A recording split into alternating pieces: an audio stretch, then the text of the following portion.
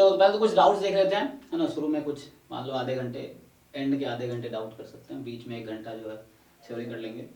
तो अभी चलो कुछ डाउट्स देख लेते हैं। सो क्या क्या डाउट्स है बताओ भाई, किसका डाउट है? सो अभी हाँ, तो पहले वाला बताऊं या अभी जो भेजा आपने वो बताऊं, दोनों बताऊं? अच्छा अभी वाला, पहले वाला समझ आ गया आपको? यस सर, वो आ गया ओके। सर, ये वाला भी आ गया, बस इसकी ना लिमिट में प्रॉब्लम हो रही है, तो वो एक बार आप सॉल्व भी कर दीजिए। जी जी।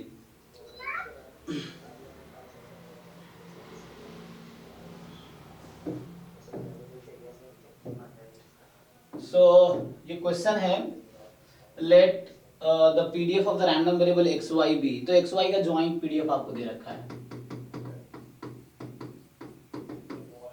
सो ये कुछ ऐसा है, अल्फा के बाद -2 है, मतलब वही हुआ ई की, ऐसा कुछ हो गया 1/α² ई की पावर में x प्लस वाई अपॉन में है अल्फा, इस तरह से लिख दे रहा हूं मैं, अपॉन अल्फा।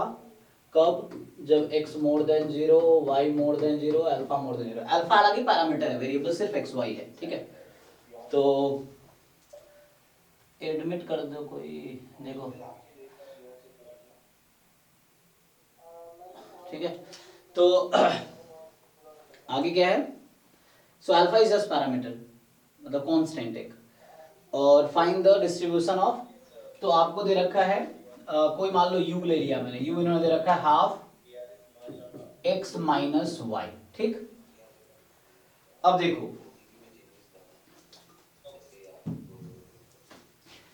ठीक, तो देखो ये क्वेश्चन अब समझना आपको।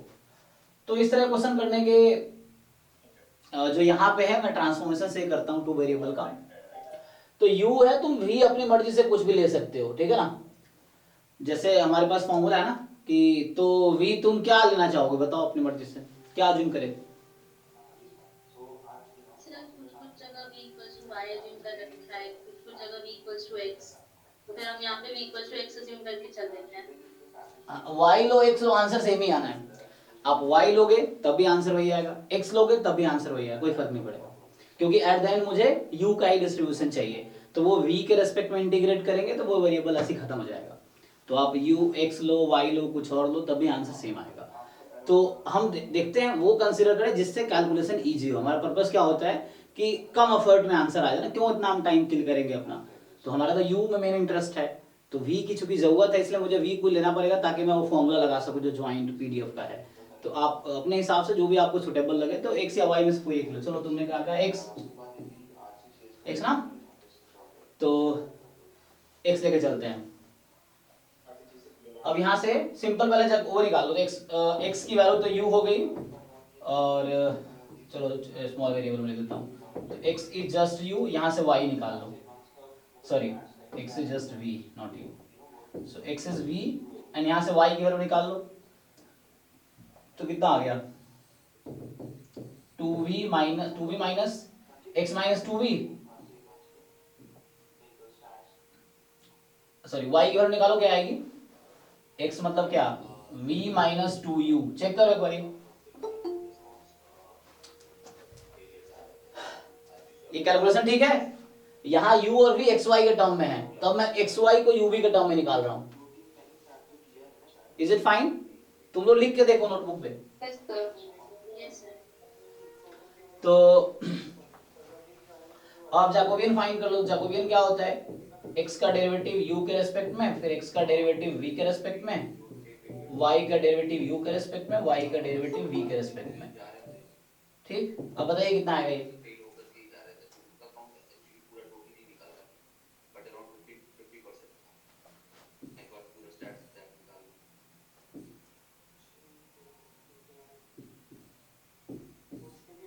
कितना आएगा ये? 2। 2 आ गया आपके पास।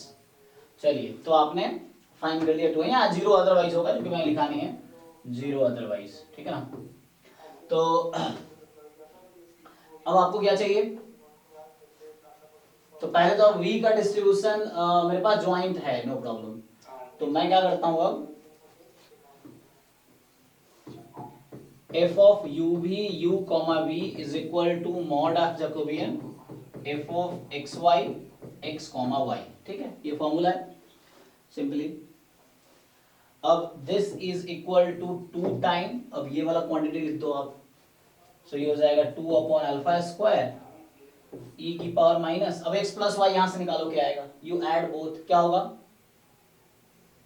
ये x प्लस वाई की वैल्यू रख रहा हूं, ठीक है ना, क्योंकि हाँ मुझे यूवी में चाहिए आंसर, इसीलिए हमारा आंसर क्या यूवी के टर्म में चाहिए ना, तो ये जो मुझे पुट करना यही वाली चीज, लेकिन अभी एक्स वाई में है, लेकिन मुझे आंसर यूवी में चाहिए, why because I want PDF of u and v. तो x प्लस वाई की वैल्यू यहां से कर लेंगे, तो आ गया 2u plus 2v plus minus 2u, 2 time u minus v upon alpha, है ना, so 2 time v minus u ना, ऐड कर रहे हैं तो v minus u, 2 time v minus u upon में अल्फा, ठीक। अब चेक कर लो, और कुछ बचा नहीं ना, बस यही हो गया। सो x प्लस वाई आया था 2 टाइम v माइनस यू और अपॉन में अल्फा है, दैट्स फाइन। अब यहां आपको देखना है what is the value of u and what is the value of v। तो सिंपली आपने v तो आपका x ही है और x पॉजिटिव है, तो v तो पॉजिटिव होगा, v का कोई टेंशन नहीं है। डिसाइड करना है u के बारे में आपको। So what can you say about u and v?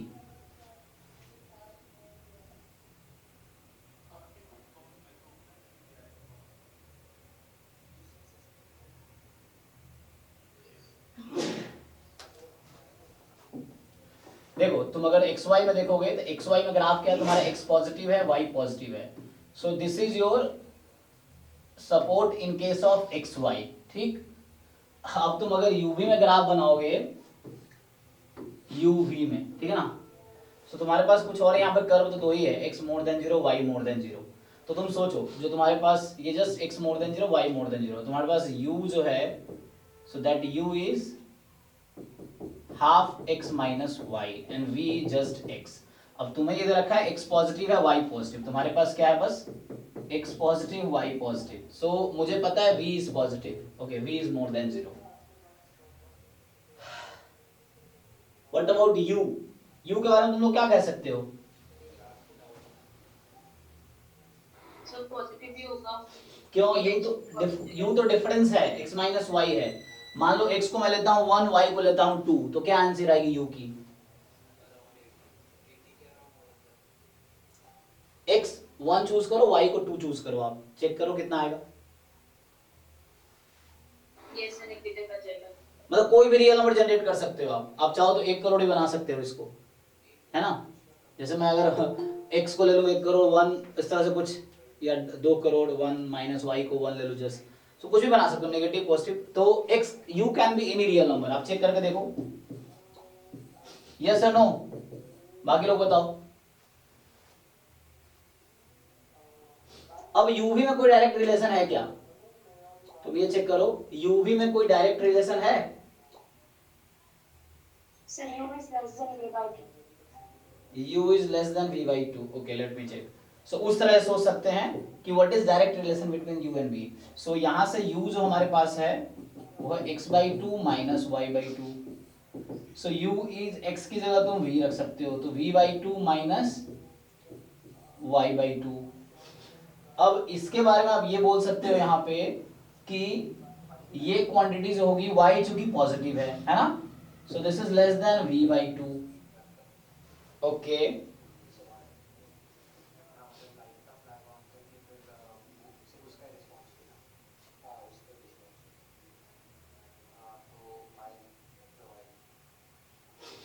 हाँ ये कंसिडर कर सकते हैं। तो यहां से कुछ ऐसा मिल रहा है मुझे कि जो आपका v है दैट इज, है ना, हमें डायरेक्ट रिलेशन में देखना है, ये तो मैं देख रहा था कहां से कहां तक हो सकता है, अब देखना इन दोनों में डायरेक्ट रिलेशन क्या हो सकता है, ये देखना था। सो 2u इज v माइनस, है ना, y इस तरह से है, यहां से क्रॉस मल्टीप्लाई करके पता चल जाता 2u is v minus y and v minus y is less than v because y is positive. तो एक रिलेशन यहां से आ जाएगा। सो v जो है, या u की बात करूं मैं, u जो है, so this u actually u is less than v by 2 and v by 2 is what, positive, ये यहां से v बोल सकते हो, v is more than 2u।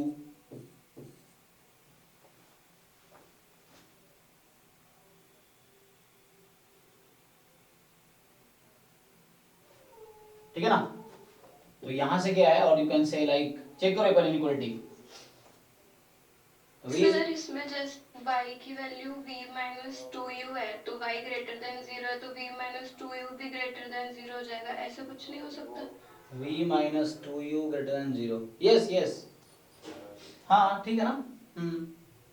वैसे भी कर सकते हैं आप, यस, यहां से वो भी कर सकते थे आप डायरेक्टली कि सिंपली मुझे पता है, yes you can do that, मुझे पता है कि x वाज पॉजिटिव, तो x के प्लेस पे क्या है, v इज पॉजिटिव, और मुझे पता है y इज पॉजिटिव, तो वही मैं कह रहा हूँ y इज पॉजिटिव, तो y का मतलब v minus two u is positive, हालांकि रिलेशन वही आया जो मैं ढूंढ रहा था, तो यहाँ पे v is more than two u, yes directly यहाँ से मिल जाएगा, वही चीज आ रहा है जो वहां आया मेरे पास।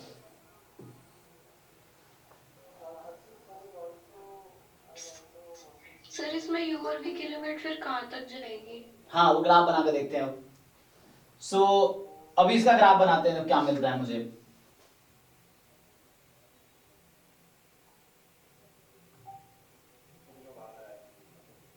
सो यू चुके, ठीक है ना, तो बात वही है, ये इजी है डिसाइड करना, ये जो मैं भी कर रहा हूँ थोड़ा सा कॉम्प्लिकेटेड तरीका, इससे अच्छा है कि जैसे आपने कहा बात वही है, मतलब हम पहुंच वहीं पर हैं, बस रास्ता अलग अलग है, सॉरी। तो इससे क्या है कि जैसे हमने अभी फाइंड किया था, तो हमारा क्या था कि लाइक यहाँ से हमने फाइंड किया था x की वैल्यू, तो x वाज v, y की वैल्यू हमने फाइंड किया था, सो 2u माइनस v, और मुझे पता है ये भी पॉजिटिव और ये भी पॉजिटिव, फाइन, ये बताना v minus two you, oh sorry it was v minus two you, हाँ, सो v माइनस टू यू, पर चेक कर लो फिर से, v माइनस टू यू है ना, सो v minus two you, okay, तो ये पॉजिटिव है, तो यहाँ से एक रिलेशन आया कि v जो है मोर देन टू यू है और v मोर देन 0, तो इसको आप एक साथ ऐसे भी लिख सकते हैं, v is more then maximum of 0 comma two you, यही ना, अगर दोनों से ज्यादा है तो क्या होगा, इन दोनों का मैक्सिमम से भी ज्यादा होगा, जो भी लार्जर है उससे ज्यादा होगा। ग्राफ बना लेते हैं, देखो अभी मैं ट्रांसफॉर्म कर रहा हूँ, ये ग्राफ एक्स वाई में है, अब हमारा ग्राफ यूवी में होगा, तो इससे मुझे यूवी का सपोर्ट मिलेगा, हालांकि मिल गया है, आंसर तो आ ही गया है। सो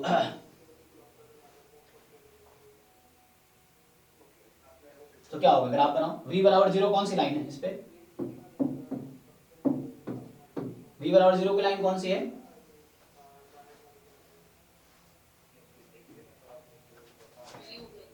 सो हम किसी को ले सकते हो, तुम्हें अगर यहाँ दिक्कत हो रहा हो तो you can consider as this is v axis, this is u axis, कोई प्रॉब्लम नहीं, u भी तुम्हारी मर्जी है, कोई भी डिसाइड करो, है ना, सो अपनी मर्जी है तुम्हारी कि this is v this is u, मान लो ऐसा है। तो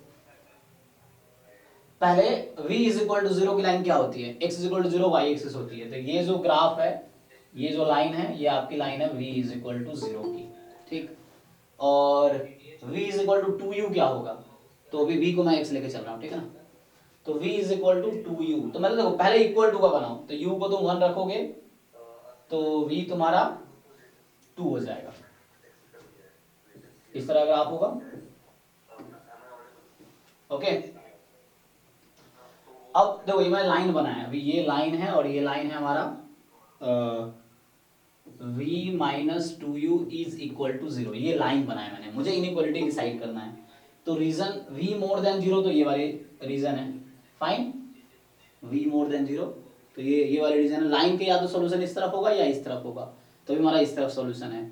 अब इसका सॉल्यूशन डिसाइड करना आपने कि इस वाले का सॉल्यूशन क्या है, तो बताओ v more than two u, upper half या लोअर हाफ, या लेफ्ट या राइट, बोलो,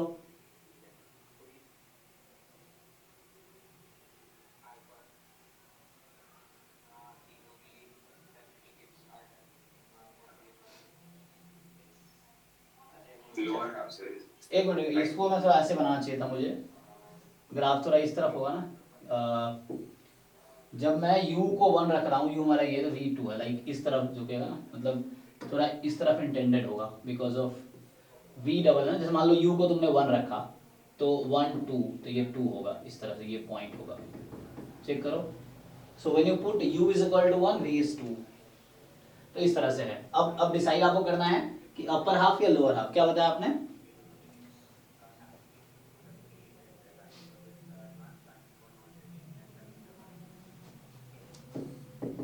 v माइनस टू यू 0 की लाइन, हाँ तो मुझे v more than two u, बताओ अपर या लोअर, क्विकली डिसाइड करो, है ना. So this point is 1,0. This point is 2,0. So v is 2 and u is 0. तो ये लोअर वाला मतलब इधर. अब देखो ध्यान से, तुम्हारा v is more than 0 this side and v is more than 2u this side. और तुम्हें कॉमन रीजन लेना है ना. You need to select the common reason. So common reason समझ आ रहा तुम लोगों को?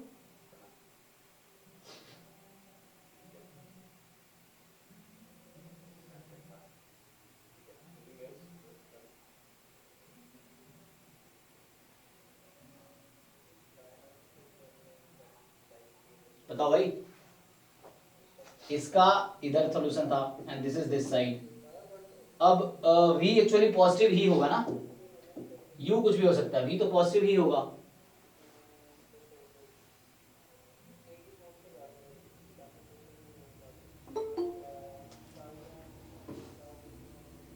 Is it that this reason? v तो पॉजिटिव ही है, इस साइड भी पॉजिटिव है and u can be anything. Check करो तुम लोग, ये रीजन है, ये u एक्सिस है, ठीक है ना. तो u एक्सिस मैंने ये लिया हुआ एक्चुअली. तो u can be any real number, but ये था कि v should be more than 0. तो ये line v is equal to 0 के है, मोर देन 0. ये line v is equal to 2u है, so v should be more than 2u. v should be more than 2u, ठीक है ना. So this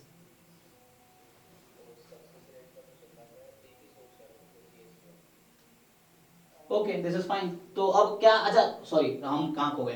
तो ये तो आया कॉमन रीजन यूवी का. मुझे एक्चुअली सिर्फ इतना आंसर नहीं चाहिए, मुझे क्या चाहिए था. तो अभी मैंने जो निकाले हैं कि यहाँ से आया v is more than 0, v is more than 2u, है ना.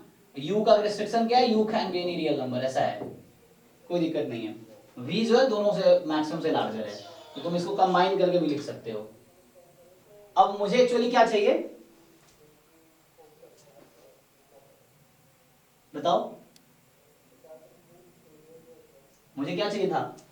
क्वेश्चन एक्चुअली है, अच्छा ग्रुप में नहीं भेजा ना. क्वेश्चन एक्चुअली u का डिस्ट्रीब्यूशन चाहिए. तो मुझे बताओ u का डिस्ट्रीब्यूशन चाहिए. अब मैं क्या करूं,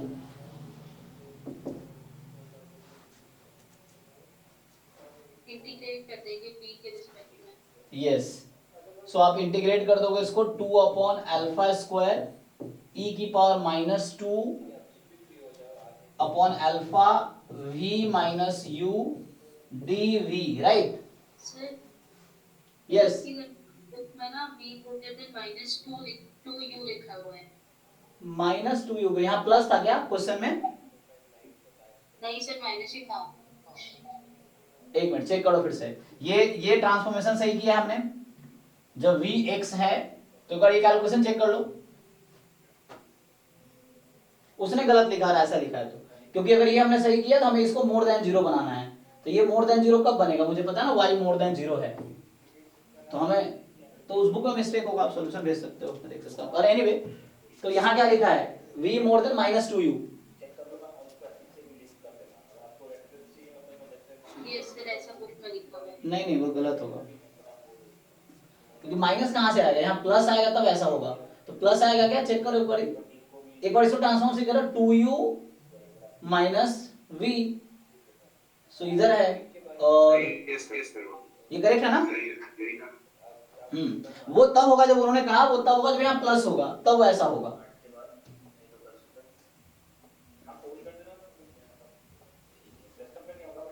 अब इसको इंटीग्रेट करो v के रेस्पेक्ट में. अब देखो यहाँ v की लिमिट क्या है, यू चेक. ये v एक्सिस ये लिया हुआ है मैंने, ठीक है ना. तो you will make a strip. अब सी, ये मैंने v लिया हुआ है. सो तुम्हारा ये कर्व चेंज हो रहा है, तो v के लिमिट लेना है मुझे. तो you will take a strip like this. तो ये कर्व कौन सा, यहाँ पे v की वैल्यू कितनी है, 2u. और कहां तक जाएगी,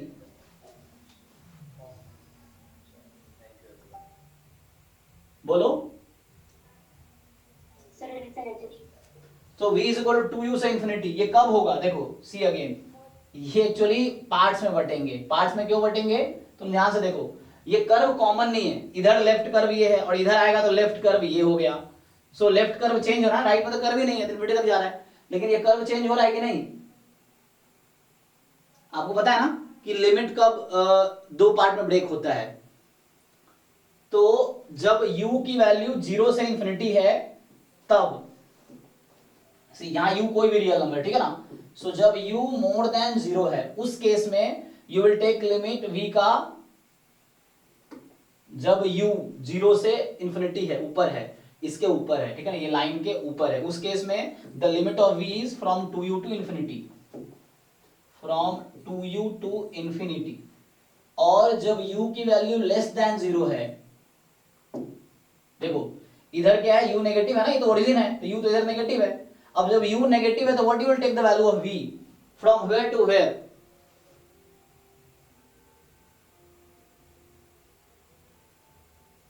0 to infinity। Yes yes, 0 to infinity, ठीक है। तो ये आपका हो जाएगा 0 to infinity, same thing 2 by alpha square e की power minus 2 by alpha v minus 2u dv, कब, जब v लेस देन 0, 0 अदरवाइज। तो इक्वल कहीं भी लगा सकते हो, आप चाहो तो यहाँ इक्वल लगा लो। नाउ यू इंटीग्रेट इट, तो अलग अलग कर लो, सिर्फ तुम v के रेस्पेक्ट में इंटीग्रेट करना, u वाला रहेगा as it is, you just integrate with respect to v। आपने बुक में देखो v क्या लिया, उसने माइनस एक्स लिया या प्लस एक्स लिया, अगर माइनस एक्स लिया हो तो वैसा होगा जैसा आप कह रहे थे। सर y लिया है v equals to, अच्छा, तो आपने एक सजेस्ट किया था ना, हाँ हाँ, तो इसीलिए उसका अलग आया, अगर y लेता तो मेरा भी ऐसे ही आता, तो कोई प्रॉब्लम नहीं। पूरा आंसर तो सेम आना चाहिए। यस, तो आंसर सेम आएगा, किसका आंसर सेम आएगा, u का डिस्ट्रीब्यूशन सेम आएगा। तो तो अब सर नहीं, u के डिस्ट्रीब्यूशन में भी जब हम लिमिट पुट करेंगे तो बुक के हिसाब से -2u से इंफिनिटी लिमिट जाएगी फिर। नहीं, गलत, वहां क्या करते हो, आपने चूंकि v डिफरेंट चुना है तो v की लिमिट डिफरेंट होगी, यस और नो।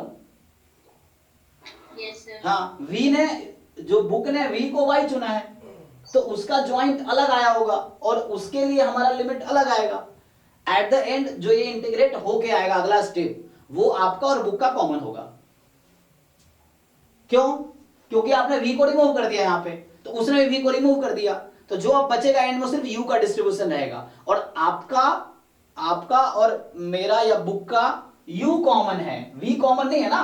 अगर v कॉमन होता, जो बुक में v लिया है, y लिया है, हमने x लिया है, तो यहां लिमिट इक्वल कैसे होगी, लिमिट अलग होगी ना, क्योंकि हमने डिफाइन अलग किया है दोनों वेरिएबल को, तो कैसे लिमिट सेम आएगी, लिमिट सेम तब आएगी जब मैं इसको y लिया होता तो सेम ही आता, तो हमने x लिया। बट हाँ, इंटीग्रेट करो आप, अब अगले स्टेप में जो आंसर आएगा वो और आपके बुक का सेम आएगा, बिकॉज ऑफ u हमारा कॉमन है, तो u का डिस्ट्रीब्यूशन कॉमन होगा, v का डिस्ट्रीब्यूशन कॉमन नहीं होगा।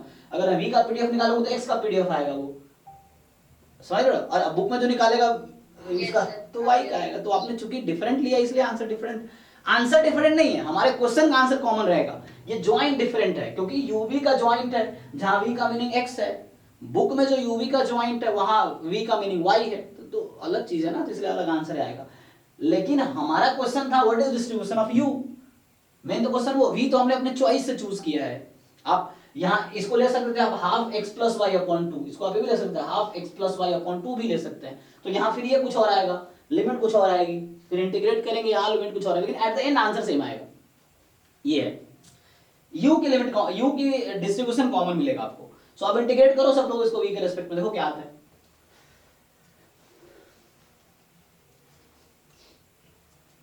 Just integrate with respect to v only, u वाला अलग कर दो, इसको ब्रेक कर दो, e की पावर को -2 by alpha v into e की power -2 by alpha u plus में हो जाएगा, then you integrate with respect to v only, u वाले टर्म को कांस्टेंट मान के चलो,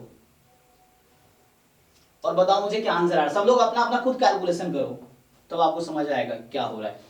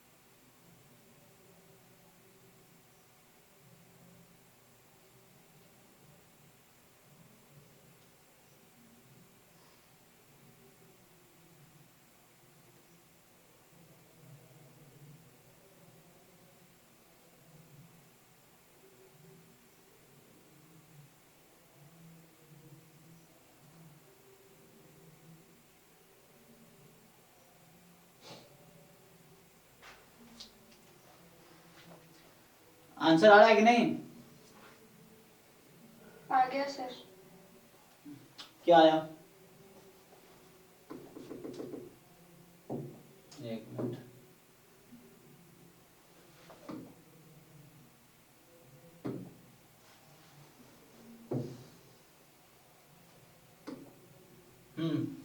सो एफ यू ऑफ यू क्या आ रहा है फाइनली? एक तो u मोर देन 0 होगा और एक u लेस देन 0 होगा। 2 upon alpha e raised to minus 2u upon alpha. Okay 2 upon alpha e raised to 2u upon alpha.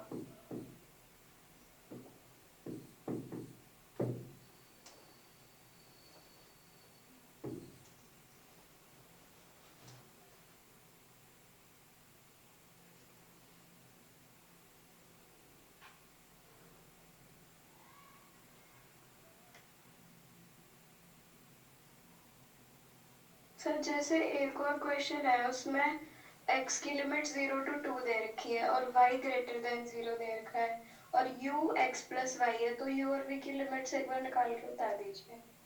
कहाँ है क्वेश्चन?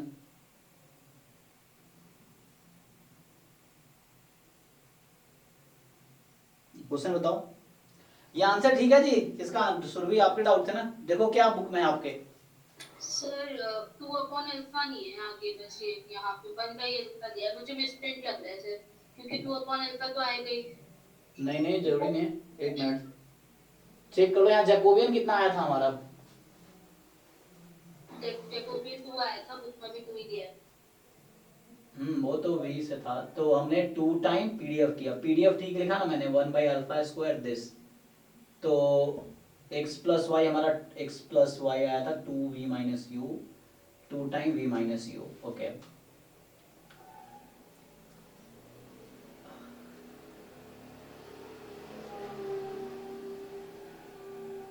सर ग्रुप पे भेजा है।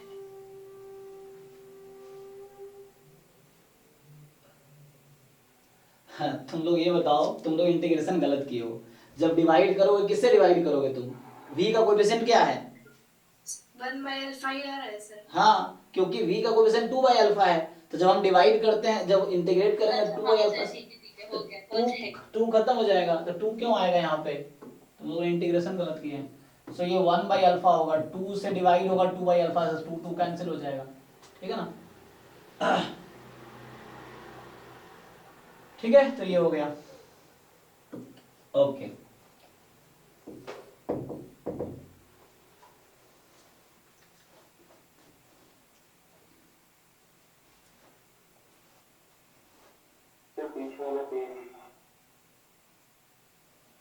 कौन सा वाला?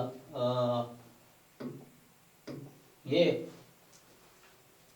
हाँ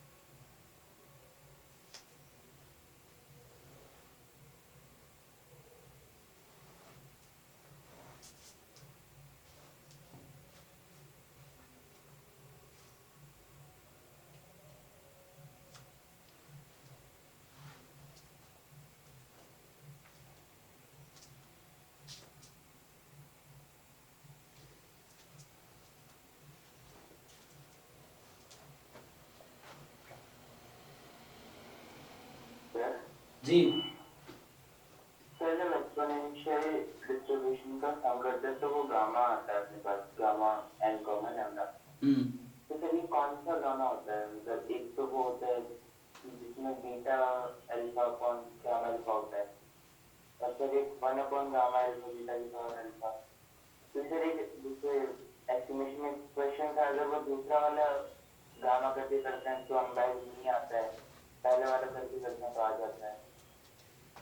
तो भाई इसका आंसर ये है कि तुम्हारा कौन सा वाला एक्सपोनेंशियल है, एक्सपोनेंशियल स्पेशल केस है गामा का। तो दो गामा होते हैं ना, तो उस दोनों गामा के रेस्पेक्ट में दो एक्सपोनेंशियल बनते हैं। तो इसका आंसर ये तुम्हारा कौन सा वाला एक्सपोनेंशियल है, तो जो वाला एक्सपोनेंशियल लोगे उसका सम वही वाला गामा आएगा। सर वो वाला एक्सपोनेंशियल लैम्डा e की पावर माइनस लैम्डा।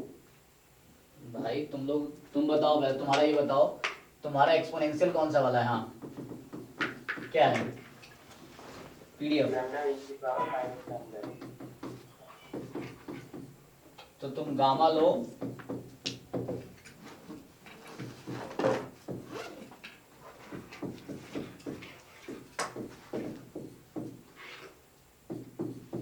तो इसमें दिक्कत क्या है, देखो इसमें, इसको तुम ध्यान से देखो।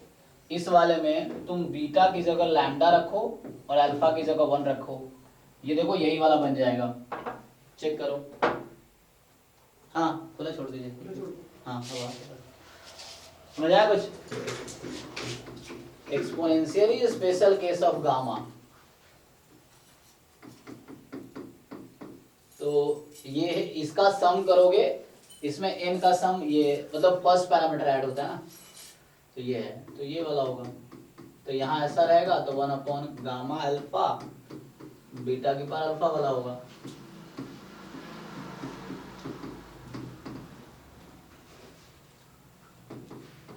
तो यहाँ भी तुम देखो अल्फा को 1 और बीटा को लैम्डा रखो, तो ऊपर वाला मिल जाएगा, यही वाला मिल जाएगा। ठीक है। अच्छा नॉर्मली हम गामा सेकंड वाला जो अभी आपने लिखा वो यूज करते हैं ना। देखो वो डिपेंड करता है बुक पे, डिपेंड करता है एग्जाम पे। ठीक है ना, एक ही एग्जाम में हो सकता है ये लिखा भी हो और ये वाला भी हो, वो डिपेंड करता है, गिवन होगा तुम्हें कौन सा वाला है। सर जी सर इससे रिलेटेड एक क्वेश्चन था कि अगर गामा डिस्ट्रीब्यूशन में किसी कांस्टेंट का मल्टीप्लिकेशन या डिवाइड किया जाता है तो फिर पैरामीटर्स कैसे चेंज होते हैं? ट्रांसफॉर्मेशन करके देख लो। आपको पता है ना कि अगर मान लो आपने कहीं ले लिया y बराबर कोई कांस्टेंट k x ले लिया, तो ट्रांसफॉर्म करके देख लो, क्या दिक्कत है, कैसे डिपेंड करेगा। किसी भी डिस्ट्रीब्यूशन में कैसे करेगा, तो आपको पता है कि fy ऑफ y क्या होगा। fy ऑफ y का फॉर्मूला की, तो ये तो वन वन फंक्शन है ना, y बराबर k x मोनोटोनिक फंक्शन है, तो सिंपली फॉर्मूला लगा लो, क्या होगा इसका, fx ऑफ x इनटू, तो x को लिखना y के टर्म में, और x का डेरिवेटिव y के रेस्पेक्ट में क्या होगा 1/k, और x की वैल्यू रख दो y के टर्म में, so you put value of x in terms of y, क्या आएगा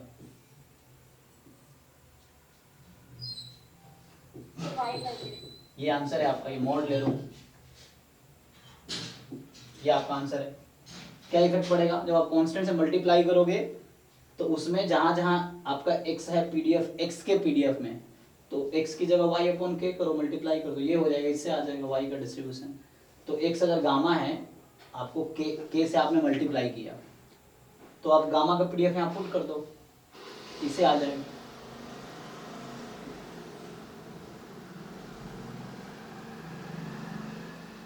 कोई भी गामा लेके चलो, आप यही पुट कर लो, इससे करना है, इसको यूज कर लो, जहां x दिख रहा है x की जगह y अपॉन k रखो, आपको दिख जाएगा, आइडिया आ जाएगा।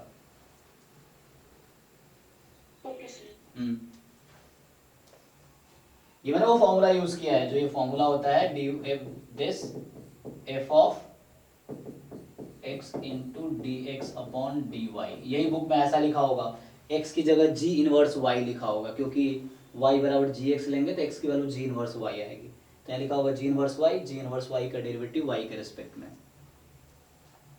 ये फॉर्मूला होता है। ट्रांसफॉर्मेशन में लिखा होगा वन वेरिएबल के ट्रांसफॉर्मेशन में, यही जैकोबियन है। यहाँ भी आप देखो ध्यान से, ये जैकोबियन है, ये dx जस्ट एक डिटर्मिनेंट, उसमें क्या डिटर्मिनेंट आता है 2 वेरिएबल, 3 वेरिएबल में डिटर्मिनेंट आएगा, तो ये ट्रांसफॉर्मेशन का फॉर्मूला हो गया।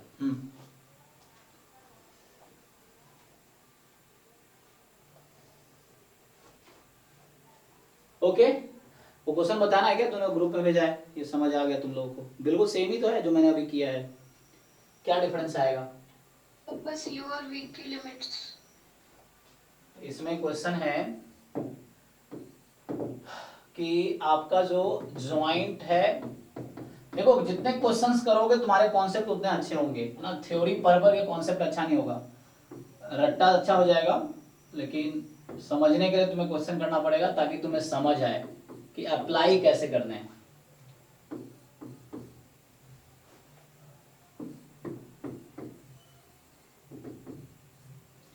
अब यहाँ इन्होंने कहा है आपसे कि मान लो u मैंने ले लिया x प्लस वाई, अब बताओ v क्या चूज करना चाहोगे? y। ठीक है y ले ली, तो अभी u v की वैल्यू y के टर्म में, तो u की वैल्यू x के टर्म में लिखो, x की value. So what is x, u minus v। ठीक है ना, and what is y, just v। तो यहाँ से जैकोबियन तो निकाल ही लोगे आप इजीली, ठीक है ना, 1 माइनस 1 और 0 1, ठीक है, ये 1 आ जाएगा। सो ओके, अब क्वेश्चन ये है तो आप जस्ट लिखोगे, तो you will just use this only, तो बाकी रिप्लेस कर लेना कि हो जाएगा हाफ, है ना। फॉर्मूला तो लिख ही लोगे ना, मेन तो तुम्हें उसमें डाउट है कि लाइक ट्रांसफॉर्म कैसे करें, है ना। तो ये तो हो जाएगा F x y into mod of Jacobian, तो ये लिख लोगे, जस्ट यही कॉपी करना है, एक्स वाई की जगह यू वी वाली वैल्यू रखनी है। ओके, अब यहाँ क्वेश्चन ये है, चलो थोड़ा लिखना लिख ही देते हैं, तो क्या आएगा, हाफ एक्स के प्लेस पे जो है एक्स की वैल्यू आई हुई है, u माइनस वी, ठीक, u माइनस वी और e की पावर माइनस वाई, वाई की जो वैल्यू आपने ली है v, ये हो गई। अब मेन क्वेश्चन है कि what is u what is v। सो अब ध्यान से देखो यहाँ पे x 0 से 2 में है, y मोर देन 0 है, चलो इधर मैं करता हूँ। सो आपका x है 0 से 2 में, y है मोर देन 0, तो आप इसका ग्राफ बनाओ, ठीक। सो ये है x, ये है y, तो x है आपका 0 से 2, मान लो 0 1 2, y मोर देन 0, तो आपका सपोर्ट क्या है, ये है x बराबर 2 की लाइन और ये है x बराबर 0 की लाइन, y एक्सिस, तो ये आपका सपोर्ट है, ठीक, समझ आ रहा है। तो इसके 3 बाउंड्री है अभी। अब आपके पास क्या है, तो ये क्वेश्चन में था x 0 से 2,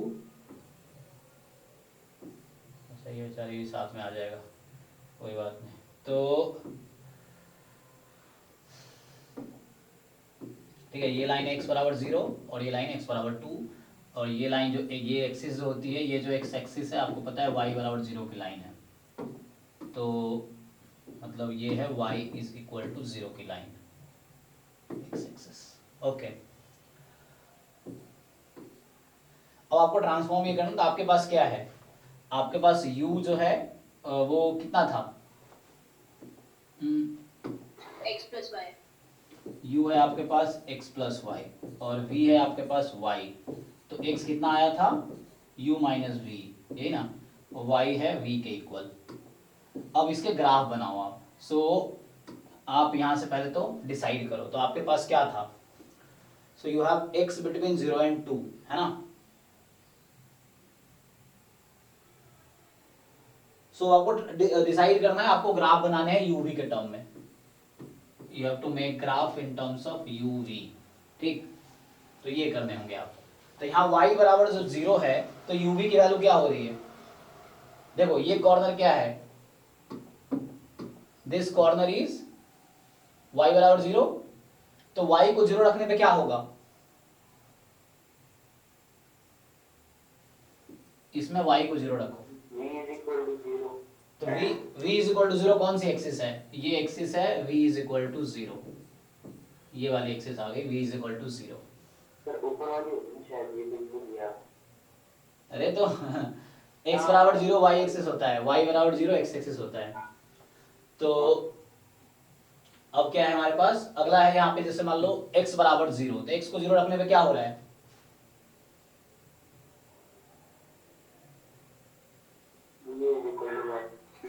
equals to 2।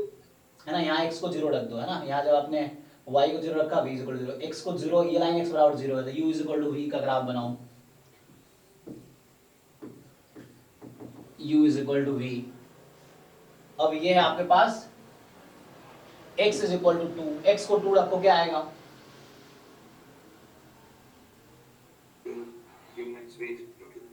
u minus v is 2। So एक तो आया v बराबर 0, एक आया u माइनस वी बराबर 0 और एक आया u minus v is equal to 2, यही ना।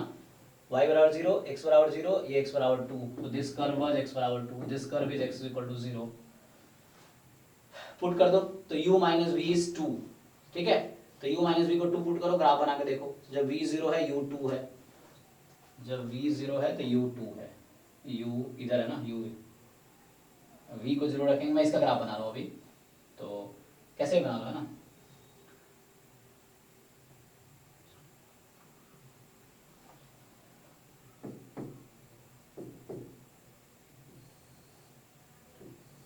ये लाइन है आपका u minus v is equal to 2, ठीक है ना, और ये था u माइनस वी बराबर 0, ऊपर वाला।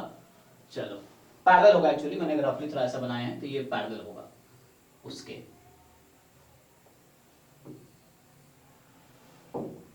तो इस तरीके से अब आपको डिसाइड करना है रीजन कौन सा है। लिमिट कुछ था तो y पे मोर देन 0, तो कर्व तो लिख लिया हमने। अब देखो ध्यान से यहाँ पे कि यू हैव नाउ x की जगह तुम रख रहे हो, तो यहाँ देखो अगर x को तुम ऐसे यहाँ पे देखोगे तो x के प्लेस पे so u minus v is more than 0 less than 2, और यहाँ y मोर देन 0 था, तो मतलब v वाज मोर देन 0। यही है ना कर्व तुम्हारे पास, इसी का ग्राफ तो मैंने बनाया वहाँ पे। ये जो ग्राफ है ये इसी का ग्राफ है।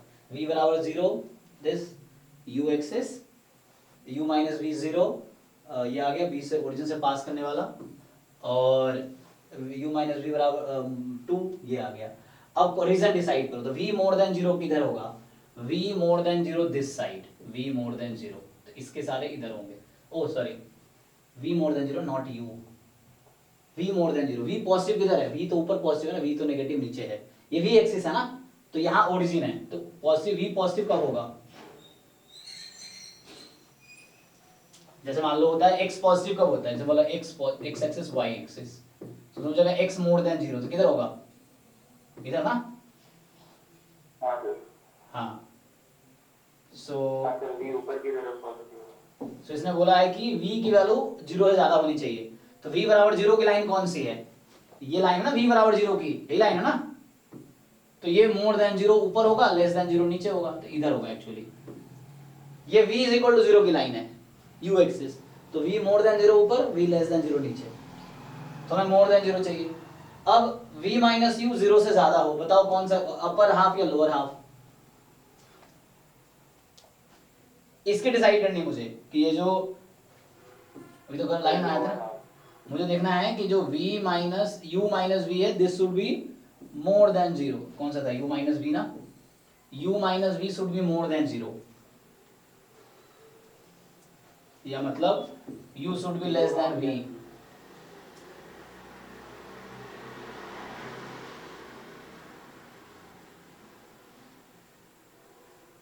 बताओ इसका अपर हाफ या लोअर हाफ है, क्योंकि u minus v is equal to 2 के लाइन के राइट में,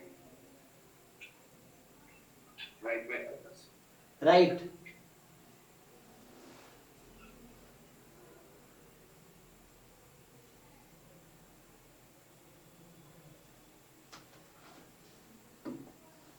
ठीक है ना, x u माइनस वी था, y v था, ठीक है ना।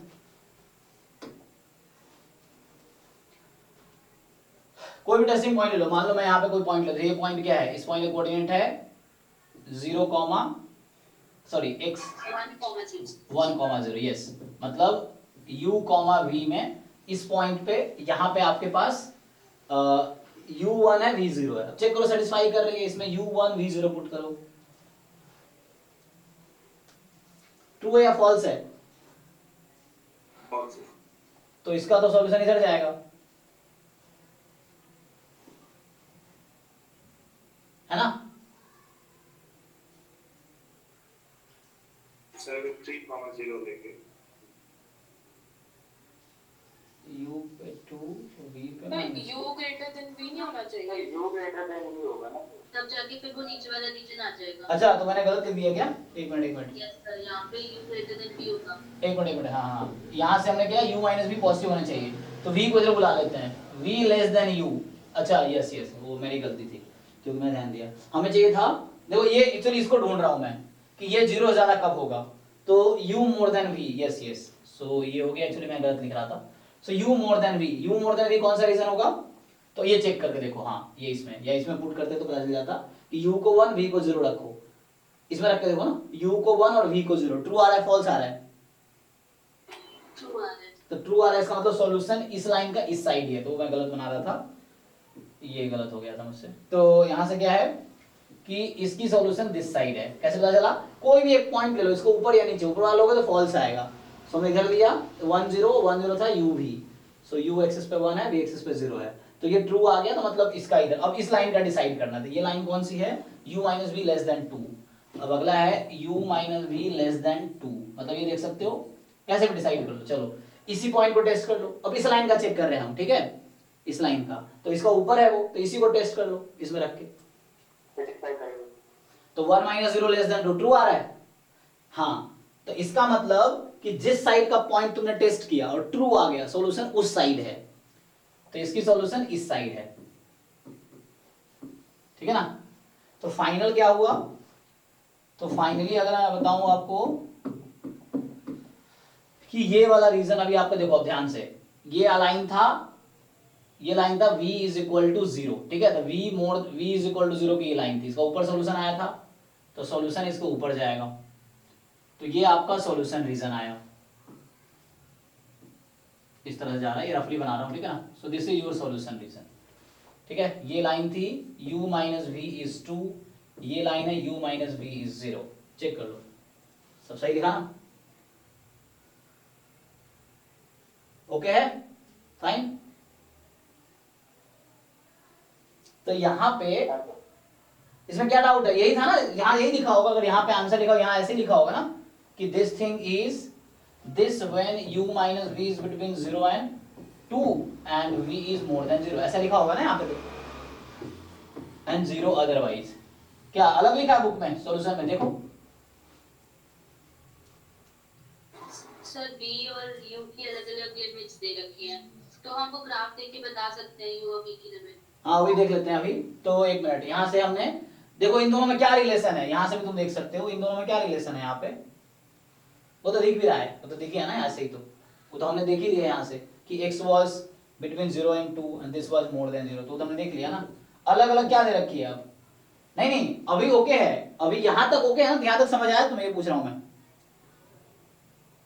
जस्ट फाइन ना, तुम्हारा क्वेश्चन तो कुछ और है, वहां क्वेश्चन उसने पूछा होगा कि what is distribution of u, यही पूछा है ना आपसे, क्वेश्चन में क्या पूछा था, इसका डिस्ट्रीब्यूशन क्या है, यही पूछा हुआ है ना, वो तो v हमने जैसा डिसाइड किया वैसा डिस्ट्रीब्यूशन आया, ये उसका सपोर्ट आया, अब मुझे क्या चाहिए, मुझे चाहिए u का डिस्ट्रीब्यूशन, तो u का डिस्ट्रीब्यूशन कैसे आएगा बताओ, यस, तो ये जो आपका ज्वाइंट है f u v u comma v, उसको आप v के रेस्पेक्ट में इंटीग्रेट कर दोगे सिंपली, अब देख लो लिमिट यहाँ पे कि v की लिमिट में क्या लूं, मुझे v की लिमिट चाहिए, तो v का मतलब मुझे ऐसे, तो मुझे वर्टिकल लाइन बनाने पड़ेंगे ना, v की लिमिट चाहिए, अब फिर से देखो कर्व चेंज हो रहा है, एक्चुअली मैं दूसरे कलर से दिखाता हूं तुम्हें, अब सो मुझे चाहिए v की लिमिट, सो यहां से लेके यहां तक लोअर कर्व सेम है, अपर कर्व सेम है, बट जब यहां तक पहुंचेगी इसके बाद कर्व क्या हो रही है, फिर चेंज है ना, ये अपर कर्व ये हो गई, लोअर कर्व ये हो गई, तो यहां पे क्या है, कौन सी वैल्यू है, what is the value of u here,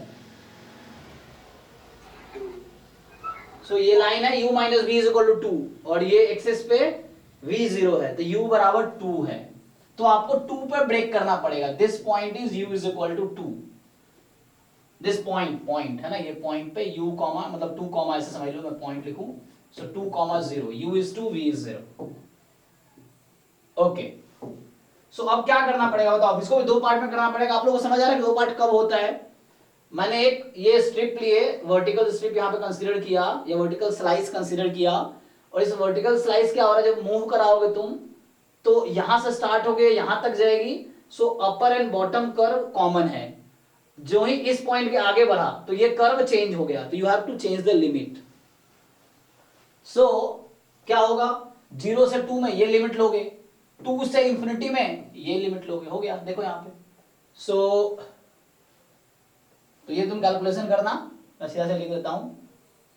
सो मैं इस अगले पेज में करूं या ऊपर, इसको ऊपर उठा सकते थे, एक मिनट। सर जब हम ऐसे नॉर्मली मार्जिन निकालते तो हम सीधे लिमिट को पुट कर देते हैं कि डिपेंडेंट होती है, सीधे इसलिए करते हैं, हाँ तो सर 0 से 2 माइनस यू हो जाएगी। अच्छा, तुम्हें क्या किसकी लिमिट 2 माइनस यू हो जाएगी? सर अगर इस लिमिट को देखकर जो सामने रेंज दे रही है इसी को देखकर अगर v की लिमिट लगाएं डायरेक्ट, हाँ हाँ लगाओ, बताओ। इसको मैं अगर ठीक से लिखूं ना तो ये ऐसा है, u is between v and 2 plus v और v इज मोर देन 0, ये है एक्चुअली।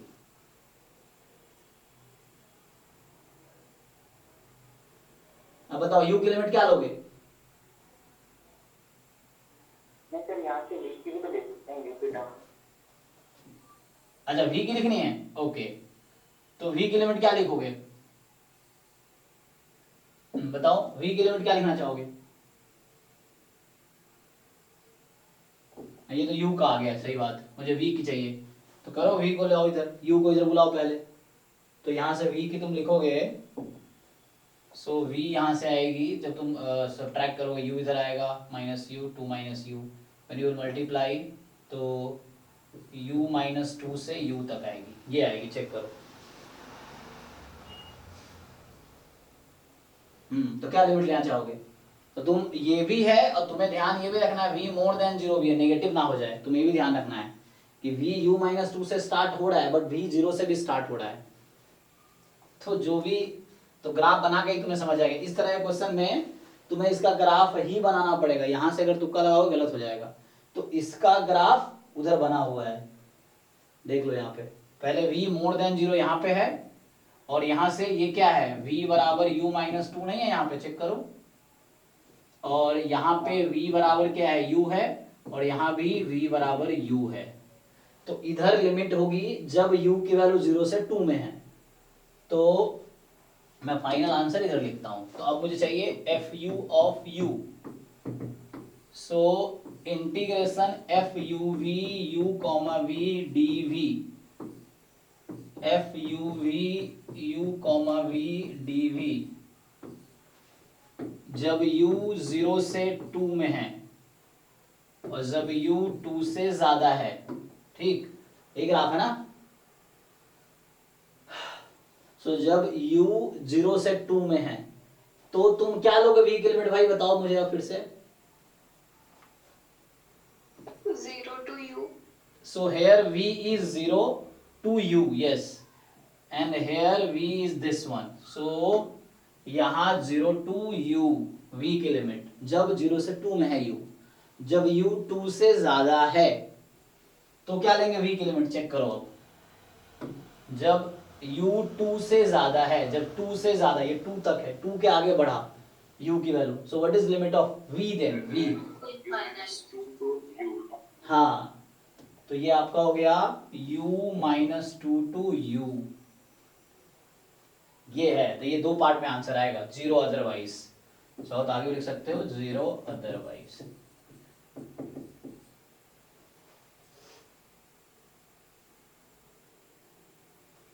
देखो डाउट क्लियर हुआ जिनका डाउट था, is it fine? Yes sir. ठीक है।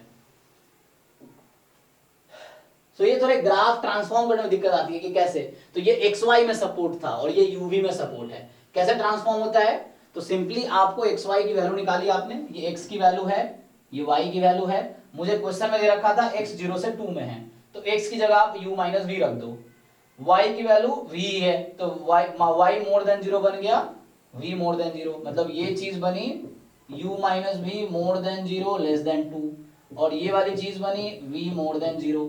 और जब भी इनइक्वालिटी का ग्राफ बनाना हो कभी भी, तो पहले इक्वालिटी का लाइन कर्व बना लो, जैसे यहाँ है u minus b more than 0। सबसे पहले ग्राफ क्या बनाएंगे, u minus b equal to 0 का, यह u minus b less than 2, तो सबसे पहले ग्राफ बनेंगे u minus b equal to 2 का, लाइन की ग्राफ। फिर यहाँ v इज इक्वल टू 0 देख लेंगे। अब फिर डिसाइड करेंगे कि वो लाइन के अपर हाफ या लोअर हाफ, लेफ्ट हाफ या राइट हाफ, तो वो पॉइंट लेके, टेस्टिंग पॉइंट लेके चेक करेंगे। ठीक है, चलो Yes. थोड़े आगे बढ़ते हैं अब। तो अब थोड़ा थ्योरी कर लेते हैं। सो थ्योरी क्या है,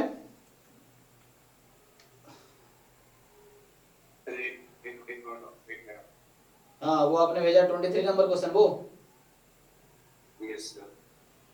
कौन सा डाउट, 23 या 24? Yes, sir, 23. 23 क्या कह रहा है, देखिए, suppose the random variable x has the CDF fx, okay, so that the expected value of the random variable this is minimum. तो f का CDF दे रखा है, एक रैंडम वेरिएबल y ले लो, y की वैल्यू है x माइनस c का whole square, so that the expected value of this is minimum. तो y की जरूरत नहीं है, सीधा सीधा इसका मुझे मीन निकालना, y की कोई जरूरत नहीं है, तो मुझे इसका निकालना है मीन। तो मुझे बताओ मीन का फॉर्मूला तुम्हें पता है Yes, sir. क्या होता है, इसका फॉर्मूला बताओ। फिर इसको ओपन कर देंगे, फिर अलग-अलग कर देंगे। नहीं, बताओ मुझे X क्या- minus 2c. नहीं, मैं क्या लिखूं आगे, fx के टर्म में या फिर c के टर्म में? पीडीएफ के टर्म में, पीडीएफ से बताओ। Expectation of x square. हाँ Integration of x minus c का whole square into f of x. Right right, बिल्कुल सही, this into F of x, fine. Limit कुछ भी ले लो, चलो अभी कुछ नहीं पता मुझे, माइनस मिनट से प्लस इंटू ले लिया, ओके है। चलो Yes, sir. अब देखो, चाहो तो तुम इसको खोल लो, इसको खोल लोगे तो क्या आ जाएगा, देखो इससे भी कर सकते हो, और नहीं तो इससे नहीं करना हो तो इससे और आसान तरीका है, मतलब कोई भी तरीके से करो बात बराबर ही है। तुम एक काम करो, इसको खोल लो, पहले तुम इसको ओपन कर लो, a माइनस बी का होल स्क्वायर लगा लो, क्या होता है a x square, square plus c square minus 2c. Right. Expectation की प्रॉपर्टी लगा लो, अलग-अलग हो गया। x square minus 2c expectation of x plus c square. यहां तक ओके है तुम, ओके। अब मान लेता हूं इसको मैं, this is the function of g of c, तो g ऑफ c क्या है मेरे पास, ex स्क्वायर, मीन हमेशा एक कोई नंबर होता है, तो ये कोई नंबर होगा, फिक्स नंबर आएगा, मीन कुछ नंबर आएगा, अगर एग्जिस्ट करता है तो कोई कांस्टेंट होगी, minus 2c, ex is also a number, c square. So ये एक फंक्शन है तुम्हारा c के टर्म में, c तुम्हारे यहाँ पे वेरिएबल है।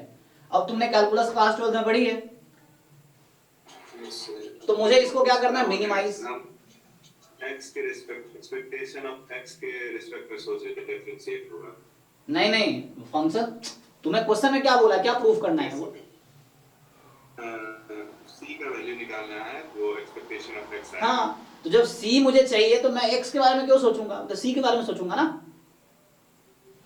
Yes, sir. तो अब 12th क्लास वाला कैलकुलस लगा लो, इसमें डिफरेंशिएट करो, जीरो पुट करो, देखो c बराबर x आ जाएगा।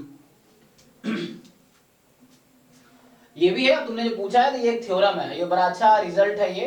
सो तुमने अभी ये देखा है कि expectation of x minus c whole square is minimum when या then c must be ex, यही होता है। तो दूसरा रिजल्ट भी है एक कि expectation of mod x minus c this is minimum, then कोई बताओ क्या होता है c की वैल्यू, थ्योरम है दोनों, तो ये तो मीन के इक्वल है, yes. So mean of x, यहाँ क्या लिखा है, मीन ऑफ x है, और ये तब होता है जब आता है मीडियन ऑफ x, ठीक है, तो ये मीडियन, हाँ मीन डेविएशन, ओके। हाँ ये mean deviation, yes. So mean deviation minimum कब होगा, mean deviation about c, so this will be minimum when it is median, और ये कब होगा मिनिमम, और जब मिनिमम होगा तो किसके इक्वल हो जाएगा, तो तुम ये देख सकते हो, ये इसी को मैं फर्स्ट पॉइंट को बुक में तुम्हें ऐसा लिखा मिलेगा, minimum of x minus c whole square expectation है ना, वेयर मान लो कोई भी ओवर x ले लो या ओवर एनी c, मान लो c कोई भी रियल नंबर है, तो उस केस में तुमने अभी देखा पहले थ्योरम से कि c को क्या होना पड़ेगा ex, तो जब c को ex रख दोगे तो एक्सपेक्टेशन x माइनस ex का होल स्क्वायर हो जाएगा, और इसको क्या बोलते हैं हम लोग,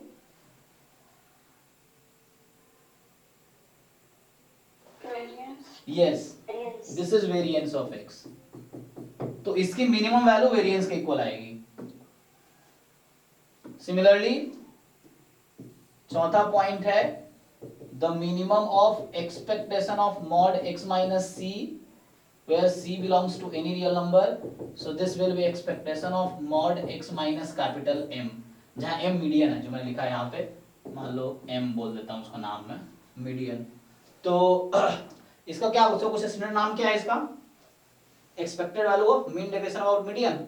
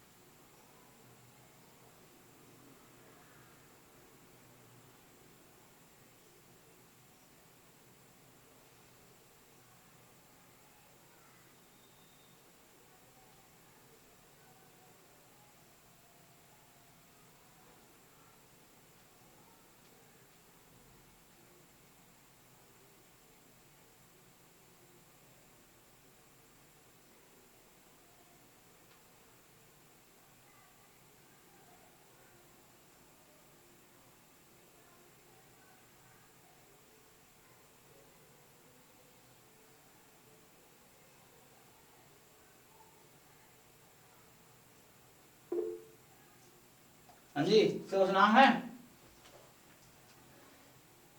मेन डेविएशन अबाउट मीडियन। हाँ, mean deviation of median, expected value of mean deviation about median. So ये कुछ रिजल्ट्स मैंने लिखा दिया, फर्क दोनों रिलेटेड ही है। तो ये थ्योरम से कई बार एग्जाम में डायरेक्ट आ जाता है ये क्वेश्चंस, कई बार एग्जाम में 4 ऑप्शन दिया होगा, ये दे देगा 4 ऑप्शन देगा, mean median mode and something, इस तरह से कुछ दे देगा, इसमें भी ऐसे ही दे देगा, तो आपको डिसाइड करना पड़ता है। ओके,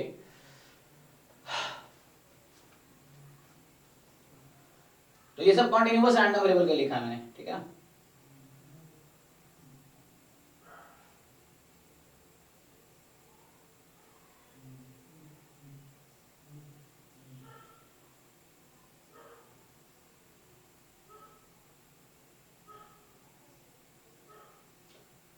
और कोई डाउट आगे करें? सर मैंने एक भेजा है, एक बार देख लीजिए। जी, क्या भेजा आपने?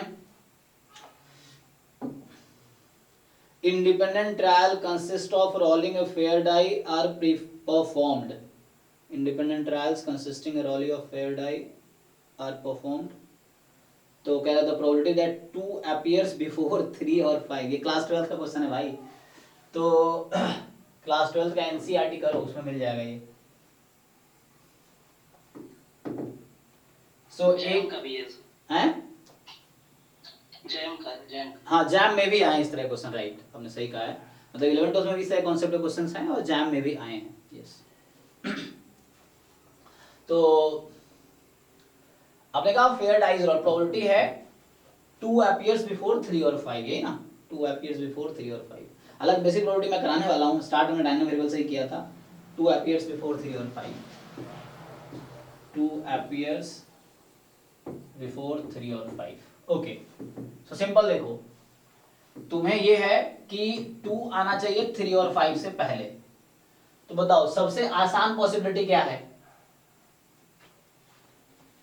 मतलब मैं सारे पॉसिबिलिटी काउंट करूंगा ना कि ऐसा होने की क्या क्या पॉसिबिलिटी, क्योंकि मुझे इसके प्रोबेबिलिटी निकालनी, तो मैं इसके सपोर्ट में सोचूंगा अभी।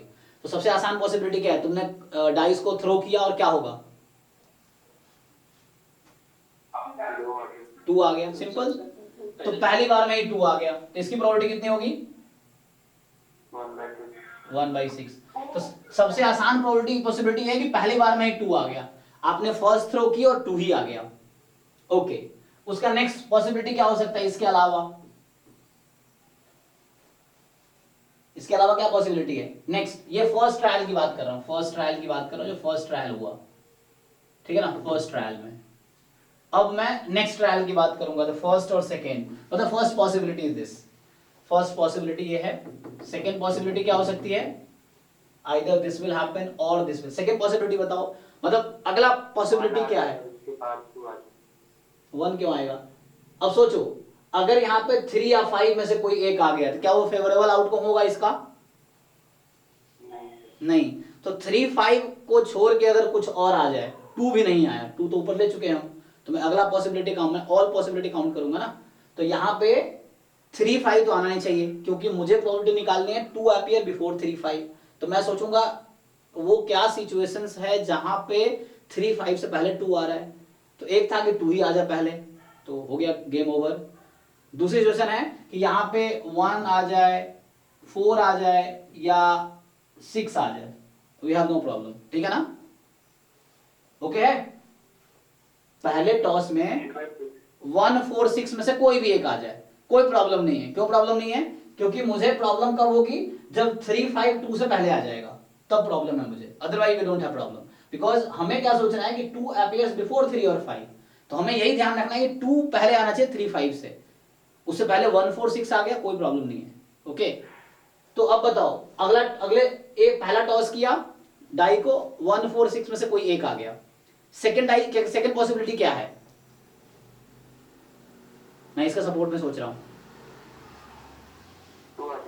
2 आ जाए, दिस इज नेक्स्ट पॉसिबिलिटी। तो ऐसा हो, और मतलब प्लस, मैं और कर रहा हूं, ठीक है, this either this will happen or second cases this will happen. तो पहले टॉस में इन 3 में से कोई एक आ जाए और देन 2 आ जाए, और तीसरी सिचुएशन और मतलब प्लस। अब क्या हो सकता है कि यहां 1 4 6 आ जाए, यहां 1 4 6 आ जाए, कोई दिक्कत नहीं है मुझे, है ना, इसके फेवर में रहेगा। फिर भी अगर 1 4 6 भी आ गया तो भी इसके फेवर में ही है, और यहाँ पे 2 आ जाए, तो 3/6 3/6 1/6। आइडिया लग रहा है जी? कैसे सीरीज बन जाएगी? ये जीपी सीरीज बन गई ना। तो 1/6 3/6 इंटू 1/6, 3/6 स्क्वायर इंटू 1/6, 3/6 की क्यूब इंटू 1/6, 3/6 की पावर 4 इंटू 1/6, इनफाइनाइट तक। बताओ इसका सम निकाल लोगे, बताओ कितना आया? सर एक फॉर्मूला होता है सर, बिफोर और आफ्टर के लिए शायद कहीं पढ़ा था कि P of A upon P of A plus P of B, ऐसा कुछ नहीं होता कहीं? हाँ होता है फॉर्मूला, के लिए पी ऑफ ए डायरेक्ट भी कर सकते हो फॉर्मूला से भी, बट इस तरह की सिचुएशन में मैं सोच लेता हूँ फॉर्मूला होगा, लेकिन हाँ, मैं कितने फॉर्मूला याद रखूंगा? फाइनल बताओ, एंड सीधा बताओ। 1/6 कॉमन लीजिए, then 1/1 minus difference। अरे उल्लू, मेरे पास उतना दिमाग है, मैं आंसर पूछ रहा हूँ, सीधा आंसर बताओ। अच्छा पूरा फाइनल आंसर बताओ, सीधा सीधा। सर 1/3। ओके 1/3, बाकी लोग चेक करो। a अपॉन 1 माइनस आर ना, तो 1/6 अपॉन 1 माइनस 3/6 मतलब 1/2। मतलब इसका फॉर्मूला एक्चुअली कितना याद रखेंगे? फॉर्मूला होगा इसका भी, देख सकते हैं, बट कितने फॉर्मूला याद रखेंगे सिचुएशंस के हिसाब से? कुछ इंपॉर्टेंट है, केसेस एक जनरल याद रख सकते हैं। तो चलो ठीक है, तो डाउट का आगे बढ़ते हैं। और कुछ है? तो पहली सक्सेस मिलने के साथ किसी डिस्ट्रीब्यूशन पर भी हो सकता है कि एक क्वेश्चन पहले सक्सेस जब 2 मिलना पहली सक्सेस होगी, या फिर आगे सक्सेस किसी डिस्ट्रीब्यूशन पे जा सकता है एक क्वेश्चन? डिस्ट्रीब्यूशन पे जो हो सकता है, तो क्या बोला था? 2 अपीयर्स बिफोर 3 और 5।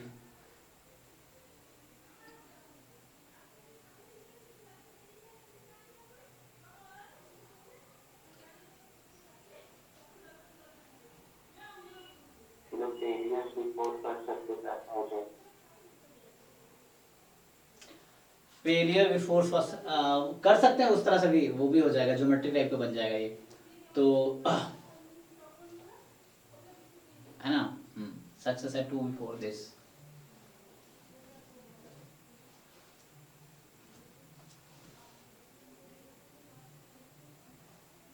हाँ अवसर बना सकते हो कुछ, बट देखना पड़ेगा क्या है, क्योंकि पहली बार जब 2 आ गया तभी हमारा सक्सेस है, वो सक्सेस है। उस तरह से भी कर सकते हैं बट डिफिकल्ट है एनीवे इसको, क्योंकि 11 12 वाले कॉन्सेप्ट पे ही हो गया तो हमने डिस्ट्रीब्यूशन नहीं लगाया।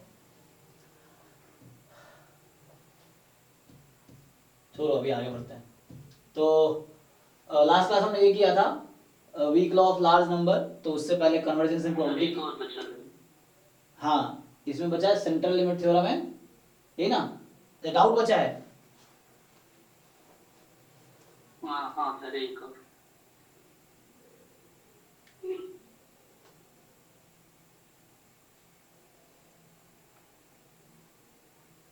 कौन सा वाला 4.4?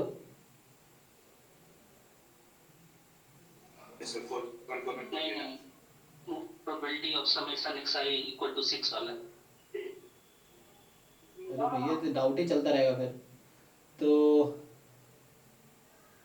हाँ 2 क्वेश्चन है ना, सबको मौका दो यार, एक ही आदमी पूछोगे। देखो क्या दिक्कत है इसमें तुम्हें, ये बताओ, तुम लोग दिमाग वहाँ काहे नहीं लगाते हो। चलो बाइनोमियल तो लग जा रहा है लेकिन आंसर नहीं मैच। ठीक है।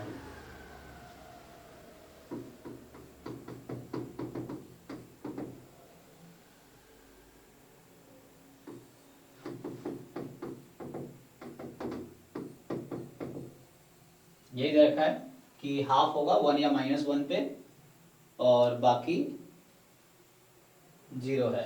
अब probability summation xi i from 1 to 6 वो 4 आ रहा है। देखो सबसे पहले तुम बिल्कुल बेसिक सोचो, बिना कुछ फॉर्मूला वॉर्मूला के तुम सीधा क्या बोलते हैं उसे, मतलब एकदम स्टार्टिंग से तुम बेसिकली सोचो, बिना किसी फॉर्मूला, मतलब लॉजिकली तुम कर सकते हो इस तरह क्वेश्चंस को।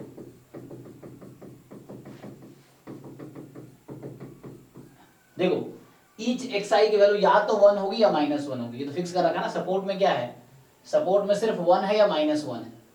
अब तुम खुद मुझे लॉजिकली बताओ, तुम्हारे पास चॉइस है या तो 1 रखने का या -1 रखने का। ऐसी कौन सी सिचुएशन है जहां पे आंसर 4 आएगा? सर किसी एक x की वैल्यू में -1 रख देंगे, हाँ बाकी सब में 1। हाँ और कोई पॉसिबिलिटी है? एक तो है कि 5 1 हो जाए और एक -1 हो जाए, और कोई पॉसिबिलिटी बताओ।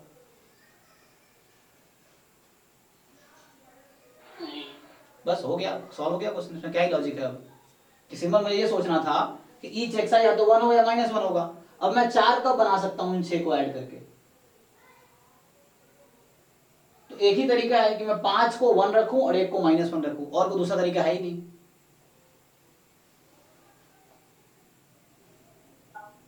तो -1 तो हम किसी को भी रख सकते हैं ना, तो वो भी अलग इंटू 6 हो गया, कॉम्बिनेशन कर लेंगे उसका। सॉरी इंटू 5 केसेस हो गया ना, कितने केस हो गए? में से हमें 5 को लेना है ना। हाँ तो 6 बाइनोमियल होगा। नहीं वो नहीं, बाइनोमियल नहीं लगाते। क्यों बाइनोमियल लगाना तुम्हें? सिंपल, ये बर्नौली थोड़ी है, ये बर्नौली 0 1 होता है सपोर्ट। ये बाइनोमियल थोड़ी होगा, सम बाइनोमियल क्यों होगा? जैसे हम 6 में से 5 को लेंगे ना, वो 5 कंडीशन कोई भी हो सकती है ना, जैसे x1 भी 1 हो सकता है, x2 भी 1 हो सकता है, तो 6 में से हम 5 को ले रहे हैं ना। ये 6C5 ये हो गया 6 केसेस। Yes sir. हाँ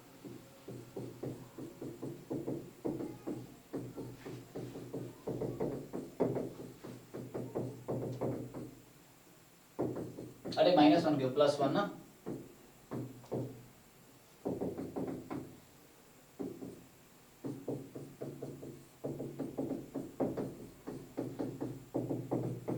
किसी एक को -1 रखना है। अच्छा 6 पॉसिबिलिटी होगी ना। अभी मैंने x6 को -1 रखा है एक केस में। दूसरा केस क्या हो सकता है कि मैं x5 को -1 रखूं। तीसरा केस हो सकता है कि x4 को -1 रखूं। चौथा केस हो सकता है केस मतलब और either you can take x6, you can choose only 1 out of 6 as -1. So now you have 6 choices. Either you can choose x1 as -1, this is one case, or the other way is you can choose x2l minus 1, or you can choose x3 minus 1, or you can choose x4 is minus 1, you can choose x5 minus 1, you can choose x6 is minus 1. there are 6 cases, यही 6 आएगा ये। तुम 6c5 लिख लो, 6c1 लिख लो, या 6 लिख लो, सिर्फ बात बराबर है। there are 6 possibilities। मतलब कई बार ऐसे कॉम्बिनेशन भी हो सकता है कि 3 को 1 लिया, मतलब अगर 4 के जगह 3 कर दे तो और केसेस बन सकते, फिर देखना पड़ेगा तुम्हें ऐसा बनेगा नहीं बनेगा, उस तरह सोचना पड़ेगा, या 5 कर दे उस तरह से, कुछ अगर 6 कर दे, मतलब इस तरह से डिफरेंट तुम्हें सोचने पड़ेंगे कि वैसा होगा या नहीं होगा। एनीवे इसका आंसर क्या हो गया 6 टाइम। अब सबकी वैल्यू कितनी है, हाफ की पावर क्या हो गया आंसर, टोटल 6 हो रही है। ठीक है ना। तो ये आ गया आपका 6 अपॉन 64। Yes sir. तो ये आंसर हो गया।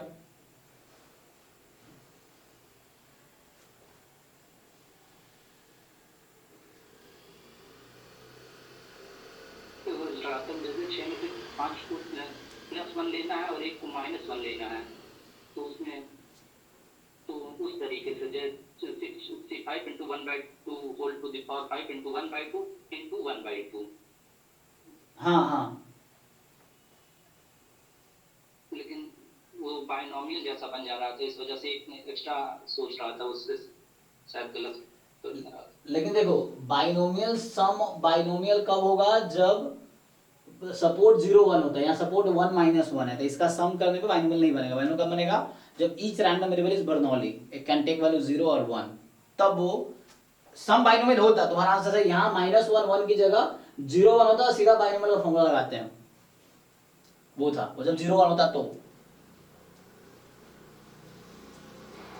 इसको बोलते हैं 2 पॉइंट डिस्ट्रीब्यूशन, कि 2 डिफरेंट पॉइंट पे मास डिस्ट्रीब्यूटेड है। क्योंकि सिलेबस में ऐसे नहीं है नाम, लेकिन इस तरह से। हालांकि ये भी जैम का आया हुआ क्वेश्चन है, ये इस टाइप का क्वेश्चन जैम का आया हुआ है। तुम प्रैक्टिस के लिए तुम जैम के पेपर पे एक बार दोबारा कर सकते हो, जो लोग तैयारी नहीं किए हो या कॉन्फिडेंस नहीं है क्वेश्चन सॉल्व कर, you can solve all the questions of JAM and GATE once again. ठीक है ना। हमारे मेरे YouTube चैनल पे मतलब वीडियोस पब्लिक है सारे, तुम जाके देख सकते हो। गेट के 5 से 23 तक का सॉल्यूशन कराया हुआ है, जैम का भी 5 से 23 तक का सॉल्यूशन कराया हुआ है। ओके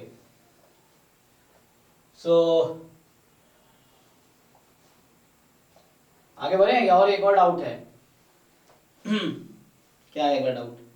ये 4.4 किसका डाउट है? ये कौन है? पिंकेश, तुम्हारा डाउट है भाई?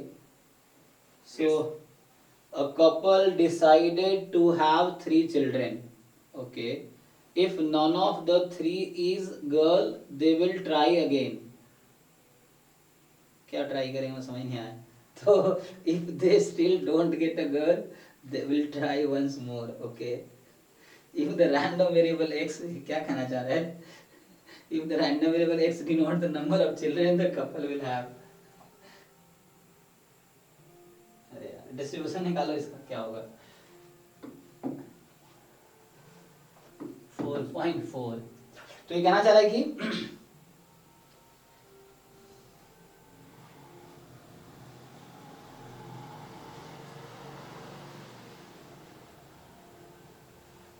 ठीक है ना।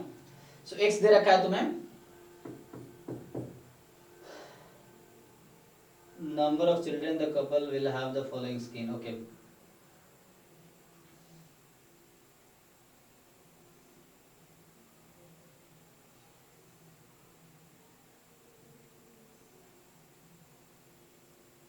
ठीक है इतना। सो ऐसा भी तो हो सकता है, अच्छा मतलब 3 चिल्ड्रन तो होंगे उसके पास, ये बोला ना कि डिसाइड किया 3 चिल्ड्रन होंगे, बट अगर तीनों अगर उनमें से एक भी लड़की नहीं है then they will try again, मतलब 4th चाइल्ड प्लान करेंगे इस तरह से। So if they still don't get a girl they will try once more, okay. So मतलब 3 चिल्ड्रन तो होंगे ही, चाहे वो बॉयज हो गर्ल्स हो कुछ भी हो। अगर ऑल 3 मान लो, if none of them 3 is girl, मतलब अगर तीनों बॉयज है so they will try again, okay. So 4th child होगा, and then if they still don't have get a girl, अच्छा अगर गर्ल 4th मान लो गर्ल है, इसका मतलब क्या है कि they will, okay so game stop here, है ना। सो नहीं सर कब से हैं अगर फोर अगर मतलब अगर फोर्थ चाइल्ड गर्ल हुई देन फिर स्टॉप मतलब they will not try again. yes so and then if fourth is not a girl then they will try once more तो 5 और अगर पांचों में से एक भी गर्ल नहीं है then still they stop at 5 right तो 6 चिल्ड्रन नहीं होगा so ये प्रसन्ना साहू वाले क्वेश्चन का बुक है तो इनको कुछ और एग्जाम्पल लेना चाहिए ना ऐसे क्या ये चाइल्डहुड का मतलब इन्होंने जैसे डाइस कॉइन समझ आता है ये ना ये कपल को भी एक गेम बना दिया इन्होंने इस तरह से तो रियल लाइफ प्रॉब्लम्स है तो यहाँ पे सो ठीक है देखो सो x डिफाइन किया है number of children the couple will have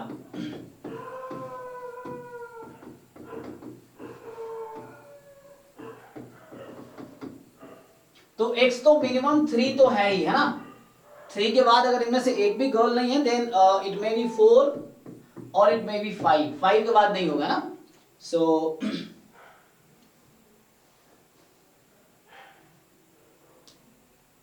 what is the expected value of x अच्छा इसने ये नहीं बताया कि प्रोबेबिलिटी क्या है मतलब गर्ल या बॉयज होने का सब प्रोबेबिलिटी बता रखा है नहीं ना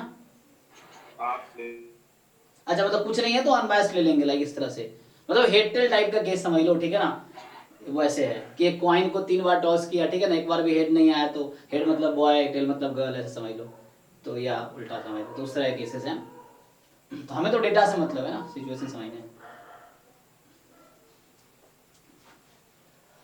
okay so what is probability of having x is equal to 3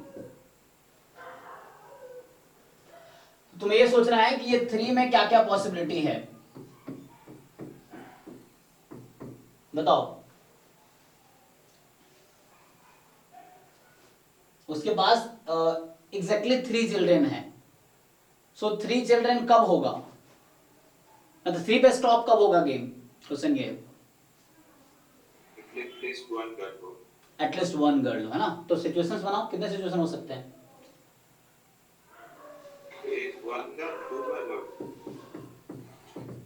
so at least one girl in 3 children यही मतलब हुआ ना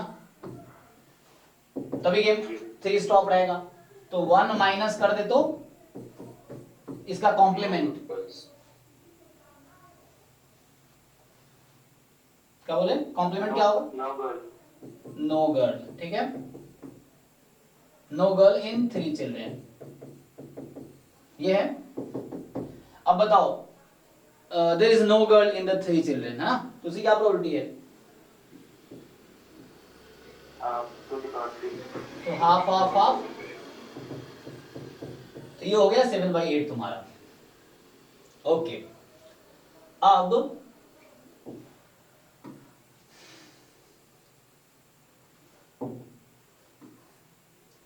probability x is equal to 4 क्या प्रोबेबिलिटी है कि the couple will have only 4 children exactly 4 children तो 4 children का plan करेंगे वो फर्स्ट 3 बॉयज और एक गर्ल तो फर्स्ट 3 बॉयज होने के क्या चांस है देखो बॉयज गर्ल लाइक हेड और टेल फिर से बोल रहा हूं कंफ्यूज होने की जरूरत नहीं है सो हाफ हाफ प्रोबेबिलिटी है ठीक है वो जो बायोलॉजिकल रीजन जो भी होगा बॉयज गर्ल का पता नहीं हमें हम तो प्रोबेबिलिटी के सेंस में सोचेंगे सो हाफ हाफ है अनबायस्ड केस कुछ नहीं दिया अदरवाइज पी क्यू ले सकते थे हम उतना होता था तो बॉयज का पी गर्ल्स का क्यू या हेड का पी प्रोबेबिलिटी और टेल का क्यू इस तरह से सो हाफ की रुक जाओ 4 चिल्ड्रन पे कब क्वेश्चन ये एग्जैक्टली 4 चिल्ड्रन कब होगा 1 माइनस करने की जरूरत है क्या क्वेश्चन सोचना है हमें तो सिचुएशन समझने है कि एग्जैक्टली 4 चिल्ड्रन कब होगा तो 4 चिल्ड्रन पहली बात प्लान कब कर रहे हैं वो जब एक भी गर्ल नहीं है तभी ना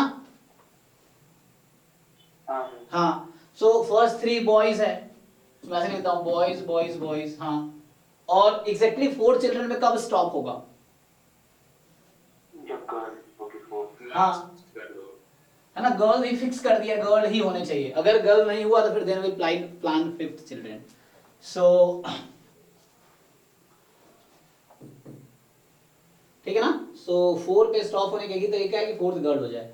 सो ये भी वही हो गया, हाफ की पावर 4 लाइक 1/16।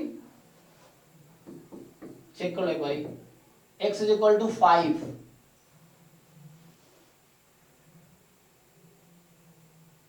अब बताओ, the family will have 5 children, क्या क्या सिचुएशंस हैं? जो 4 में लड़के हों, तो एक सिचुएशन है कि ऑल बॉयज हो जाए तो भी स्टॉप करना है, और फेवरेबल सिचुएशन क्या जो वो चाहते हैं, क्या मतलब एक और पॉसिबिलिटी है ना, क्या है वो? फिफ्थ और गर्ल। लास्ट कर दो, बोथ बॉय एंड गर्ल। हाँ, तो फिफ्थ वाले में बॉय या गर्ल हो, they will stop the game, है ना। तो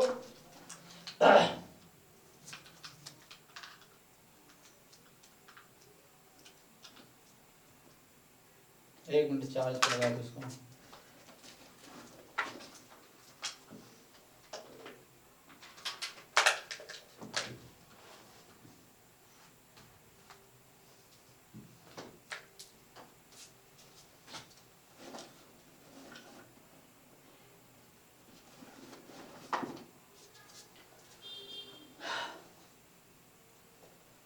So 4 boys हुआ, then they planned 5th children, है ना।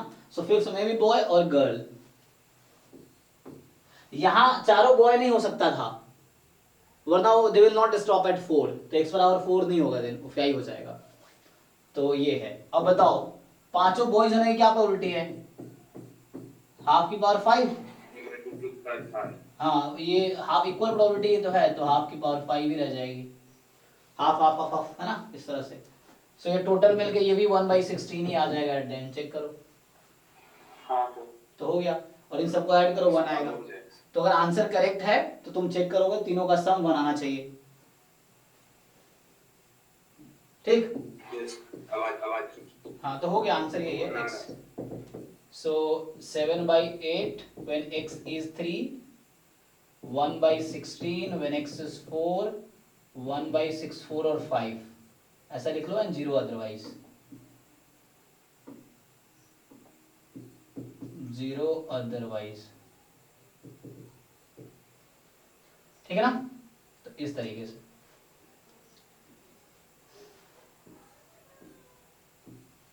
This is the answer. Okay,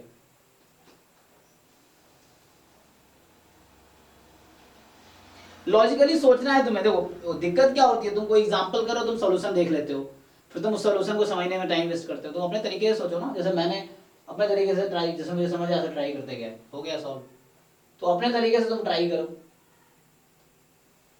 क्या क्या पॉसिबिलिटी हो सकती है। चलो आगे बढ़ते हैं। सो अभी थ्योरी कर लेते हैं, कन्वर्जेंसी इन डिस्ट्रीब्यूशन।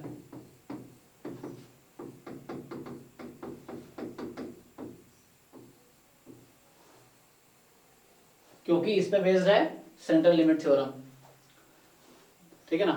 तो अभी हाफ एन आवर है ना, हाँ अभी है 20 मिनट तो है। सो हमें अभी देखना है कि limit theorem, I will with finite variance case only. So central limit theorem देखना है, तो उसके लिए पहले आपको बताना चाहिए कन्वर्जेंस एंड डिस्ट्रीब्यूशन का मीनिंग क्या है ना। तो लास्ट क्लास में देखा था कन्वर्जेंस इन प्रोबेबिलिटी की मीनिंग क्या है, देन हमने देखा था कि उस कन्वर्जेंस इन प्रोबेबिलिटी से weak law of large number जो थ्योरम है उसको हमने देखा था, और कन्वर्जेंस इन प्रोबेबिलिटी के प्रॉपर्टीज भी देखे थे। सो अभी देखते हैं।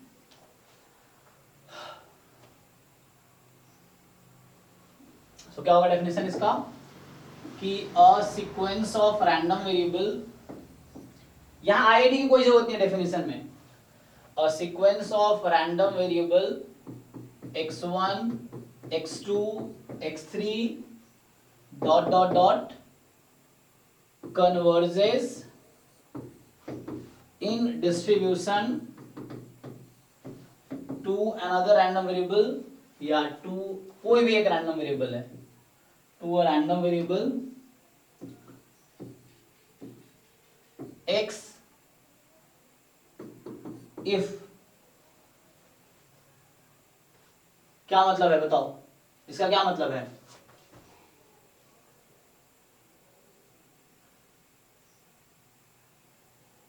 तो इससे पहले मुझे तुम्हें बताना चाहिए कि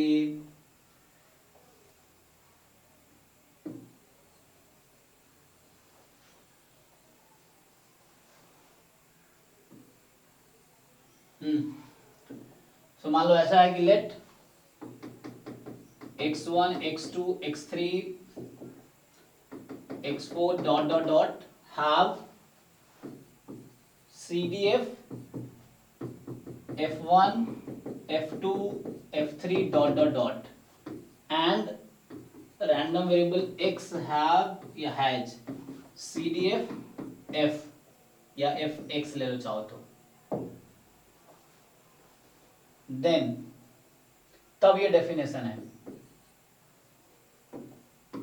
अब बताइए उसके बाद अब बता रहा हूं मैं कि कोई सीक्वेंस है, हालांकि वो भी सीक्वेंस है, तो x1 की CDF f1 है, x2 की CDF f2 है, x3 की CDF f3 है, तो ये सीक्वेंस ऑफ रैंडम वेरिएबल हुआ और ये सीक्वेंस ऑफ CDF हुआ, ठीक है ना।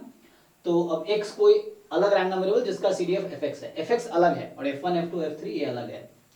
अब आपसे बोल रहा है कि ये सीक्वेंस कन्वर्ज करेगी in distribution to random variable x if, कोई बताओ जी अब मीनिंग इसका। Sir n tends to infinity पर इन सब का डिस्ट्रीब्यूशन x के डिस्ट्रीब्यूशन के बराबर है। इन सब का distribution f1 f2 f3 fn तक जो है वो fx पर कन्वर्ज कर देंगे।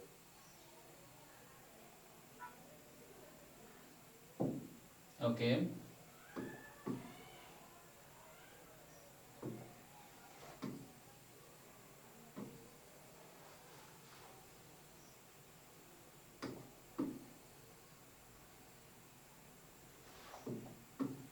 मतलब जो सीक्वेंस ऑफ CDF है वो x का CDF पे कन्वर्ट कर जाएगी, है ना। तो हमने ये कहा, देखो सो मेरे पास क्या है, एक sequence of random variable x1 x2 x3 x4 xn। देखो सेंट्रल लिमिट थ्योरम समझने के लिए ये जरूरी है समझना, है ना। कई बच्चे बोलते हैं फॉलोज, तो फॉलोज का मतलब क्या होता है क्लियर नहीं होता, तो आपसे पूछेगा। सो वहां फॉलोज का मतलब होता है कन्वर्जेंस इन डिस्ट्रीब्यूशन। तो x1 x2 x3 का CDF f1 f2 f3 है, ये सीक्वेंस ऑफ CDFs है। अब एक रैंडम है जिसका सीक्वेंस fx है। अब मैं बोलूंगा ये जो sequence of random variable x1 x2 x3 है वो कन्वर्ज कर रही है x पे, अगर ऐसा हो कि लिमिट बताओ nवां जो रैंडम वेरिएबल xn है उसका CDF क्या होगा, xn की CDF क्या है। Sir fnx। हाँ यहाँ मैंने लिखा है इस फॉर्म में, यस fnx। देखो लिख रखा है मैंने कि x1 की CDF f1 है, यहाँ मैं लिखता हूँ रेस्पेक्टिवली, ठीक है ना, ये respectively. So x1 has CDF f1, x2 has f2, x3 has f3, x3 has f3, f4 has f4 so on। तो xn सीक्वेंस में nth टर्म लेते हैं ना, an तुम लोग लेते हो सीक्वेंस में, रियल सीक्वेंस में an या xn। तो यहाँ पे xn रैंडम वेरिएबल है जिसका CDF है fn। तो सिंपल ये है कि इसका जो CDF है उसकी तुम लिमिट लो n टेंड्स टू इंफिनिटी, nवां जो रैंडम वेरिएबल है अब n टेंड्स टू इंफिनिटी है तो उसकी CDF इक्वल आ जाएगी x के CDF के। तो हम बोलेंगे कि वो जो सीक्वेंस है, सो वी राइट, हम इसको ऐसा लिखते हैं कि वो जो सीक्वेंस xn है that converges in distribution to x।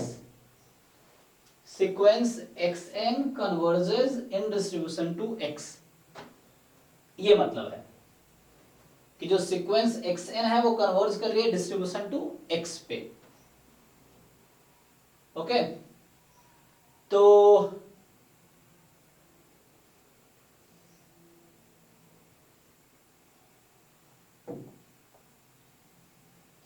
ये मीनिंग है। सिंपल मतलब ये होगा, जब भी ये लिखा हो इसका मतलब ये है कि इसका जो CDF है, डिस्ट्रीब्यूशन का मतलब CDF, डिस्ट्रीब्यूशन फंक्शन का दूसरा नाम CDF है, सेम ही है दोनों। तो इसका मतलब ये होता है जब भी कन्वर्जेंस एंड डिस्ट्रीब्यूशन की बात हो तो इसके CDF की लिमिट इसके CDF के इक्वल होगी। सिंपल, ये जो xn रैंडम वेरिएबल है उसकी CDF की लिमिट लगा देंगे तो उस पे कन्वर्ज कर जाएगी। या इसी को तुम ऐसे भी बुक में लिखा आप मिल सकता है तुम्हें कि ये देखो ये एक रियल सीक्वेंस के जैसा है जिसकी लिमिट एग्जिस्ट कर रही है। तो ये है कि fnx will converge to fx of x as n tends to infinity, ऐसे भी लिखते हैं ना इसी चीज को हम लोग, और इसका मीनिंग वही है जो रियल सीक्वेंस में होता है कि n converges to a, क्या होता है, for all epsilon more than 0 there exist n naught belongs to n such that an minus a less than epsilon, है ना, for all n more than equal to n naught, तो यही इसका meaning भी है, ये n टाइप का, ये a टाइप का हो गया जो रियल सीक्वेंस में होता है, तो यहाँ एक ये रियल सीक्वेंस हो गया क्योंकि CDF क्या है, ये रियल सीक्वेंस x के टर्म में होगा, ये वो है n टेस्ट 50 लगाने हैं, तो ओके, तो ये तो मतलब हो गया कन्वर्जेंस इन डिस्ट्रीब्यूशन का। तो सिंपल देखो, अगर CDF की लिमिट PDF की इक्वल, CDF की इक्वल आ रही है तो दोनों तरफ तुम डिफरेंशिएट कर दो, तो मतलब वही है PDF की भी लिमिट PDF की इक्वल आएगी ना, बट दैट इज डिफरेंस, बस यहाँ CDF के टर्म में डिफाइन होता है, ठीक। एग्जांपल करके देख लो एक, ठीक है ना। सो अगर आपको कोई क्वेश्चंस करा के दिखाऊं,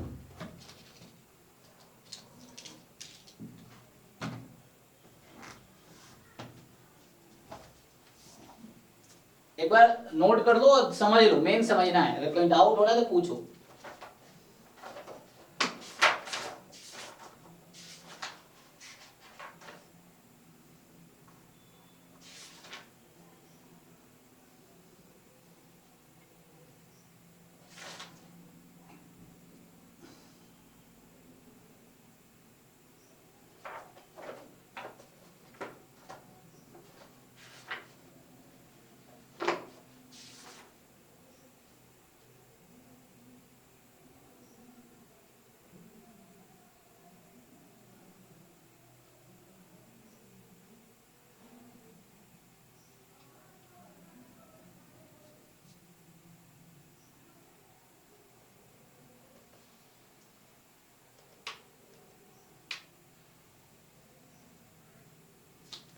इसको एसिम्प्टोटिक डिस्ट्रीब्यूशन ही बोलते हैं कि asymptotic distribution of Fn is Fx, asymptotic, जहां n टेंड्स टू इन्फिनिटी होता है, तो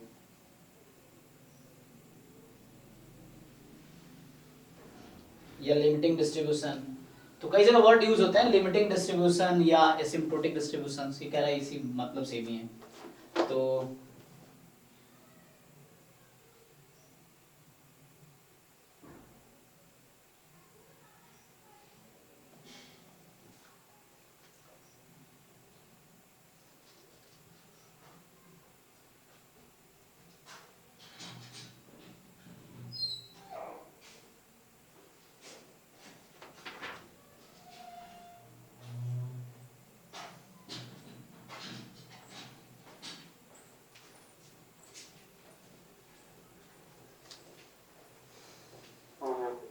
ठीक है ना। अब देखो, सो यहाँ पे है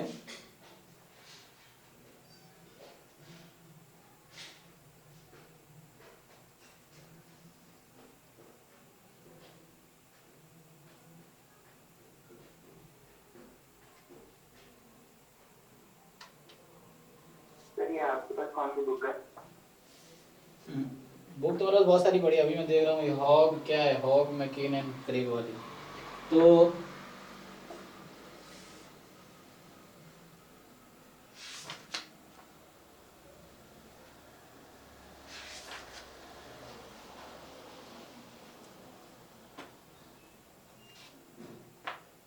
लोग ट्राई करो, क्वेश्चन ट्राई कर लो। तो कह रहा है कि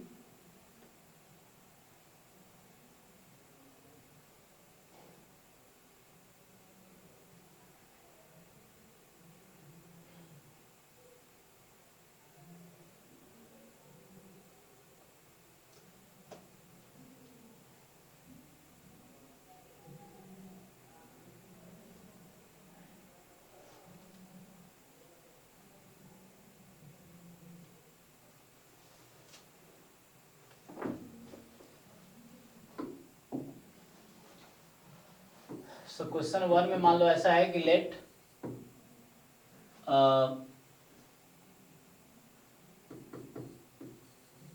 xn have PMF probability xn is equal to x as 1 और 0, 1 कब होगा जब x की value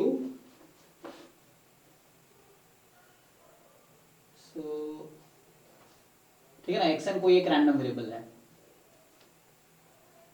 so x is 2 + 1/n, अच्छा 0 अदरवाइज, तो ये डी जनरेट हो गया ना उस पॉइंट पे 2 + 1/n पे। लाइक x1 का डिस्ट्रीब्यूशन अगर लोगे तो होगा x बराबर 3 पे जनरेट है, x2 लोगे, सीक्वेंस है ना ये, n को 1 रखोगे तो फर्स्ट रैंडम वेरिएबल x1 मिलेगा, तो x1 की पीडीएफ क्या होगी, x1 इज डीजेनरेट एज 2 + 1 हो जाएगा, x2 is degenerate as 2 + 1/2, x3 is degenerate as 2 + 1/3, like this. तो क्वेश्चन ये है तुम्हारे पास अब, सो बताओ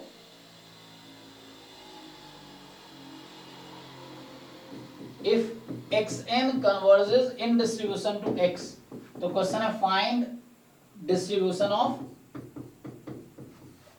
ऑफ x, ये क्वेश्चन जैसे है। अब ट्राई करो इसको, तो डेफिनेशन लगाओ, जो डेफिनेशन है वो लगाओ कि क्या कहता है, इसका पहले सीडीएफ निकालो, सीडीएफ फाइंड करो xn का, देन सीडीएफ में n टेंड्स टू इन्फिनिटी लगाओ और देखो क्या आता है, जो सीडीएफ आएगी उसमें देखो कि किस रैंडम वेरिएबल का सीडीएफ है या उसका पीडीएफ पीएमएफ क्या है, डिस्क्रीट है ये, तो पीएमएफ क्या है, वो ट्राई करके देखो।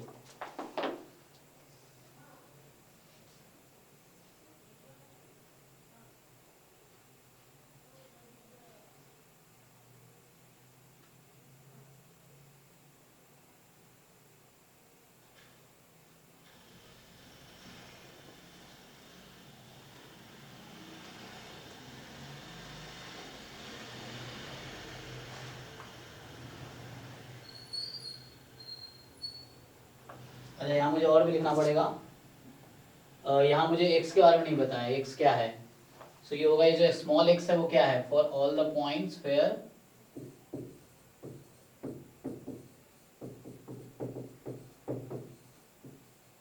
ये x वो पॉइंट्स है जहां पे ये जो x का सीडीएफ है that should be continuous, this should be a continuous function, this is a continuous, all the point x at which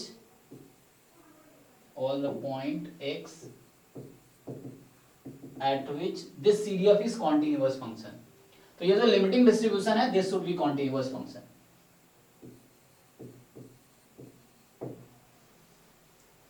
अच्छा ये तो उसके टर्म में हो गया ना,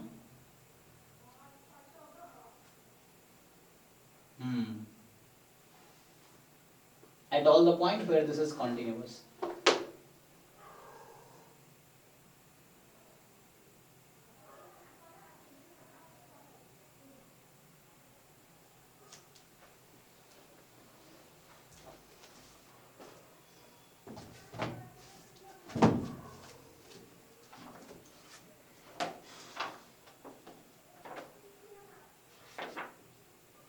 सर वो क्वेश्चन पर स्लाइड पे सॉल्यूशन। जी जी, पहले सीडीएफ निकालो फिर ट्राई करो, देखो क्या आता है।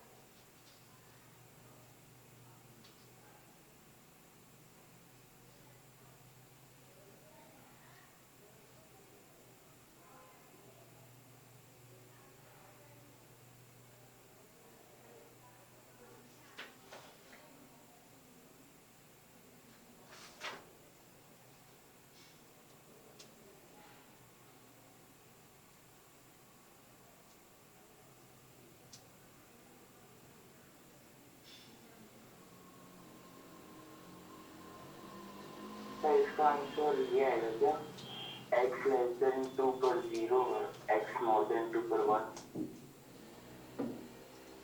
तो यहाँ पे क्या है, सो हाँ उस तरह से कुछ, यस। सो पहले तो xn का CDF निकाल लेते हैं, ठीक है, xn का CDF। तो सपोर्ट क्या है इसका, देखो सपोर्ट में सिर्फ एक ही पॉइंट है 2 + 1/n, तो होगा क्या, 0 होगा जब x की वैल्यू लेस देन 2 + 1/n है, और वैल्यू 1 हो जाएगी अगर x की value more than equal to 2 + 1/n है। ये इसका CDF हुआ। किसी को डाउट है तो बताओ कैसे पता चलता है, तुम x कोई पॉइंट लिए तो उससे पहले कोई मास नहीं है, और जब x की वैल्यू इससे ज्यादा लोगे तो ये क्या है, लेस देन इक्वल टू, इस पे 1 हो जाएगा मास, वो आ गया।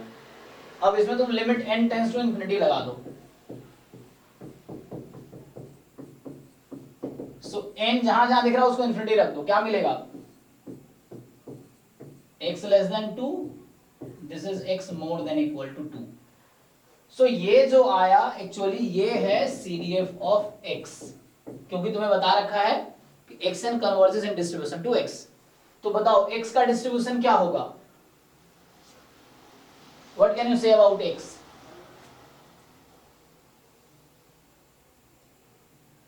क्या बोलेंगे x को, x का कौन सा डिस्ट्रीब्यूशन होगा यहां से? Sir degenerate. यस, तुम सिंपली देख सकते हो x बराबर 2 पे जंप आ रहा है, ये CDF है ना, तो x अगर ग्राफ बनाओगे इस CDF का इसका, तो 2 से पहले 0 है और 2 के बाद क्या हो रहा है, देखो अगर तुम ऐसे देखना चाहोगे, सो अगर मैं इस CDF का ग्राफ बना के दिखाऊं तुम्हें, तो सिंपली क्या है, 2 से पहले 0 है और 2 के बाद क्या हुआ, 1 हो गया सीधा। तो इस पे जंप है, कितने का जंप है, ये जंप कितने का है, 1 का जंप है। इसका मतलब x बराबर 2 पे 1 प्रोबेबिलिटी है, और इसको बोलते हैं मतलब x जो है डीजेनरेट है 2 पे, x is degenerate at x बराबर 2, मतलब 2 पे कुल मास है, 1 मास है। तो ये ग्राफ था x versus CDF of x, graph था x वर्सेस CDF। मैं दूसरे कलर से बनाऊंगा ज्यादा क्लियर होगा। तो यहाँ था 2 से पहले 0 था मास, 2 के बाद 1 हो गया, तो this jump is the probability at this point. So distribution क्या होगा, x इज डीजेनरेट एट 2। तो ये तुम्हारा हो गया, टाइम भी हो गया। सो मैं सिंपली स्टेटमेंट लिखा देता हूं, central limit theorem, question next class में करा दूंगा। ये क्वेश्चन तो कोई भी कर सकता है। इसमें सिंपल क्या कहता है सेंट्रल लिमिट थ्योरम,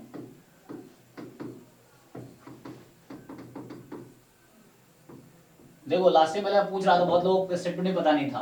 तो इसमें क्या है कि मान लो ऐसा है, let x1 x2 x3 dot dot dot be a sequence of IID random variables, ठीक, with mean mu and variance sigma square which is finite, ठीक है, ये लेस देन इन्फिनिटी लिखा मैंने, which is finite।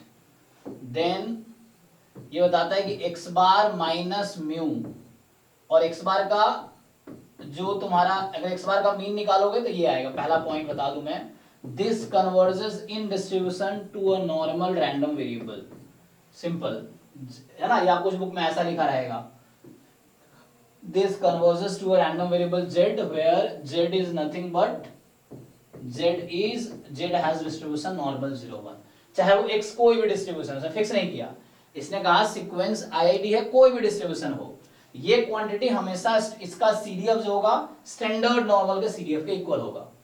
या दूसरे पॉइंट इसी में लिख दूं मैं, कोई भी मान लो फंक्शन है g of x1 x2 xn minus expectation of g, ठीक है ना, ऐसे लिखता हूं g सिर्फ, upon root under variance of g, this function g, इसी की बात कर रहा हूं मैं। So this will converge in distribution to z where z is standard normal, z normal 0 1 होगा। अब बस यहां होता क्या है, इसी को मैं अगर थोड़ा एलिब्रेट करके लिखूं तो ये कहने का मतलब ये है कि probability x bar minus mu sigma upon root n less than equal to मान लो स्मॉल z है, so this you can write as probability capital Z less than equal to small z, मान लो स्मॉल जेड को मैं ऐसे लिख दूं, तो this is phi of small z हो जाएगा, ठीक है। जेड लिख रहा हूँ, छोटा वाला मैं लिखने की कोशिश कर रहा हूँ, पता नहीं क्या बन रहा है वो। तो इस तरीके से, ठीक है ना, कैपिटल जेड और स्मॉल जेड में डिफरेंशिएट करने के लिए तुम जैसे ये छोटा जेड लिख देता हूँ, तुम समझ जाना कि वो अलग अलग है, ठीक है। सो इस तरीके से तो कोई भी क्वेश्चन इस तरीके से सॉल्व हो जाएगा। ये फाई की वैल्यू तुम्हें दे रखी होती है, क्वेश्चन में दे रखी होगी या टेबल से पता चल जाएगा। फाई CDF है ना, तो यहाँ सिंपल ये मतलब है कि कोई भी रैंडम वेरिएबल हो, ये इसके अबाउट सिमेट्रिक, ये जेड का डिस्ट्रीब्यूशन, हालांकि x versus F Z of Z, Z versus F Z of Z है। कोई नहीं, अभी नेक्स्ट क्लास में यहीं से स्टार्ट करते हैं, सेंटर एलिमेंट्स में कुछ क्वेश्चंस करेंगे। स्टेटमेंट अभी तुमने लिख लिया होगा, देख लो, और फिर नेक्स्ट क्लास में यहीं से स्टार्ट करता हूँ। सर इसे पहले वाली स्लाइड दिखा दीजिए। जी सर जैसे कि जो वीक ऑफ लार्ज नंबर है, हाँ, सर उसमें limit n tends to infinity लेते हैं और x bar minus exponential of x bar into 0 less than equal to epsilon. तो सर ये एक हिसाब से CL2 जैसा नहीं हो गया अगर हम उसमें वेरिएंस का डिवाइड कर दें, तो क्योंकि IID केस भी है और n टेंड्स टू इंफिनिटी वाला भी केस। लेकिन वहाँ डिवाइड तुम कैसे करोगे, किसको डिवाइड करोगे, एप्सिलॉन को डिवाइड करोगे उससे। एप्सिलॉन डिवाइडेड बाय कर देंगे। हाँ, तो वो थ्योरम है, एक्चुअली बात बराबर ही है। सेंट्रल लिमिट, अगर कन्वर्जेंस इन प्रोबेबिलिटी है तो वो सेंट्रल लिमिट थ्योरम को भी होल्ड करेगा, सही बात है वो। तो अगर कोई कन्वर्ज कर रही है प्रोबेबिलिटी में तो वो कन्वर्ज करेगी डिस्ट्रीब्यूशन में भी, तो सेंट्रल लिमिट थ्योरम भी उससे बन जाएगा। हाँ, बट कन्वर्ज टू नहीं है, अगर कोई कन्वर्ज कर रहा है डिस्ट्रीब्यूशन में तो जरूरी नहीं कि वो उसमें होगा। तो कन्वर्जेंस इन प्रोबेबिलिटी से सेंट्रल लिमिट थ्योरम बनाया जा सकता है, बट सेंट्रल लिमिट थ्योरम से वहां तक नहीं जा सकते, उससे ये प्रूव हो जाएगा, बट इससे वो प्रूव नहीं होगा। अच्छा, हाँ, आगे मैं बताऊंगा कल। ये है कि अगर कोई सीक्वेंस कन्वर्ज कर रही है in probability to x, then तुमने जो कहा this will converge in distribution to x also, ये थ्योरम है कि अगर weak law of large number hold करती है, मतलब अगर x बार कन्वर्ज कर रही है इन प्रोबेबिलिटी टू थीटा, तो गारंटी है कि x बार कन्वर्ज करेगी इन डिस्ट्रीब्यूशन टू थीटा, कोई दिक्कत नहीं है। मतलब मुझे लग रहा है कि हाँ ठीक है, no problem. So weak law of large number इस पे बेस्ड था और सेंट्रल लिमिट थ्योरम इस पे बेस्ड है। तो convergence in probability will imply convergence in distribution. देखो जिन लोगों ने नहीं लिखा पहले ये देख लो। हाँ, ये हो गया। ये सर हो गया।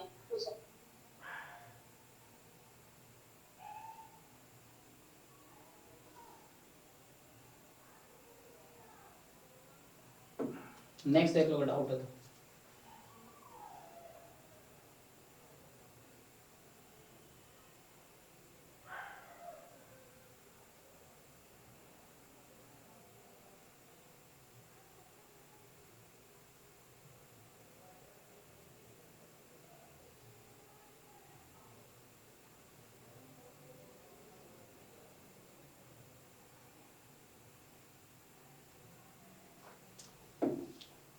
ठीक है, चलो। सो नेक्स्ट क्लास यहीं से स्टार्ट करते हैं। तो एक बार थ्योरम समझ लेना, इसको पहले कोशिश करना समझने का। क्वेश्चन भी ट्राई कर सकते हो बुक से, प्रसन्ना साहब बहुत आसान एग्जांपल है शुरू में, बाद में तुम देख सकते हो। कोई भी बुक उठा लो, स्टार्टिंग में आसान एग्जांपल होते हैं, गुप्ता कपूर या विकर वैद्य में, कोई भी बुक देखो जो भी तुम्हें ठीक लगता है, ट्राई करके देखो क्वेश्चन। डाउट भी नेक्स्ट क्लास में पूछ सकते हो। चलो इसको नेक्स्ट क्लास में कंटिन्यू करेंगे, यहाँ से भी नेक्स्ट बैच है तो स्टार्ट करता हूँ। ठीक है, चलो ठीक है, थैंक यू, मिलते हैं नेक्स्ट क्लास में। हाँ।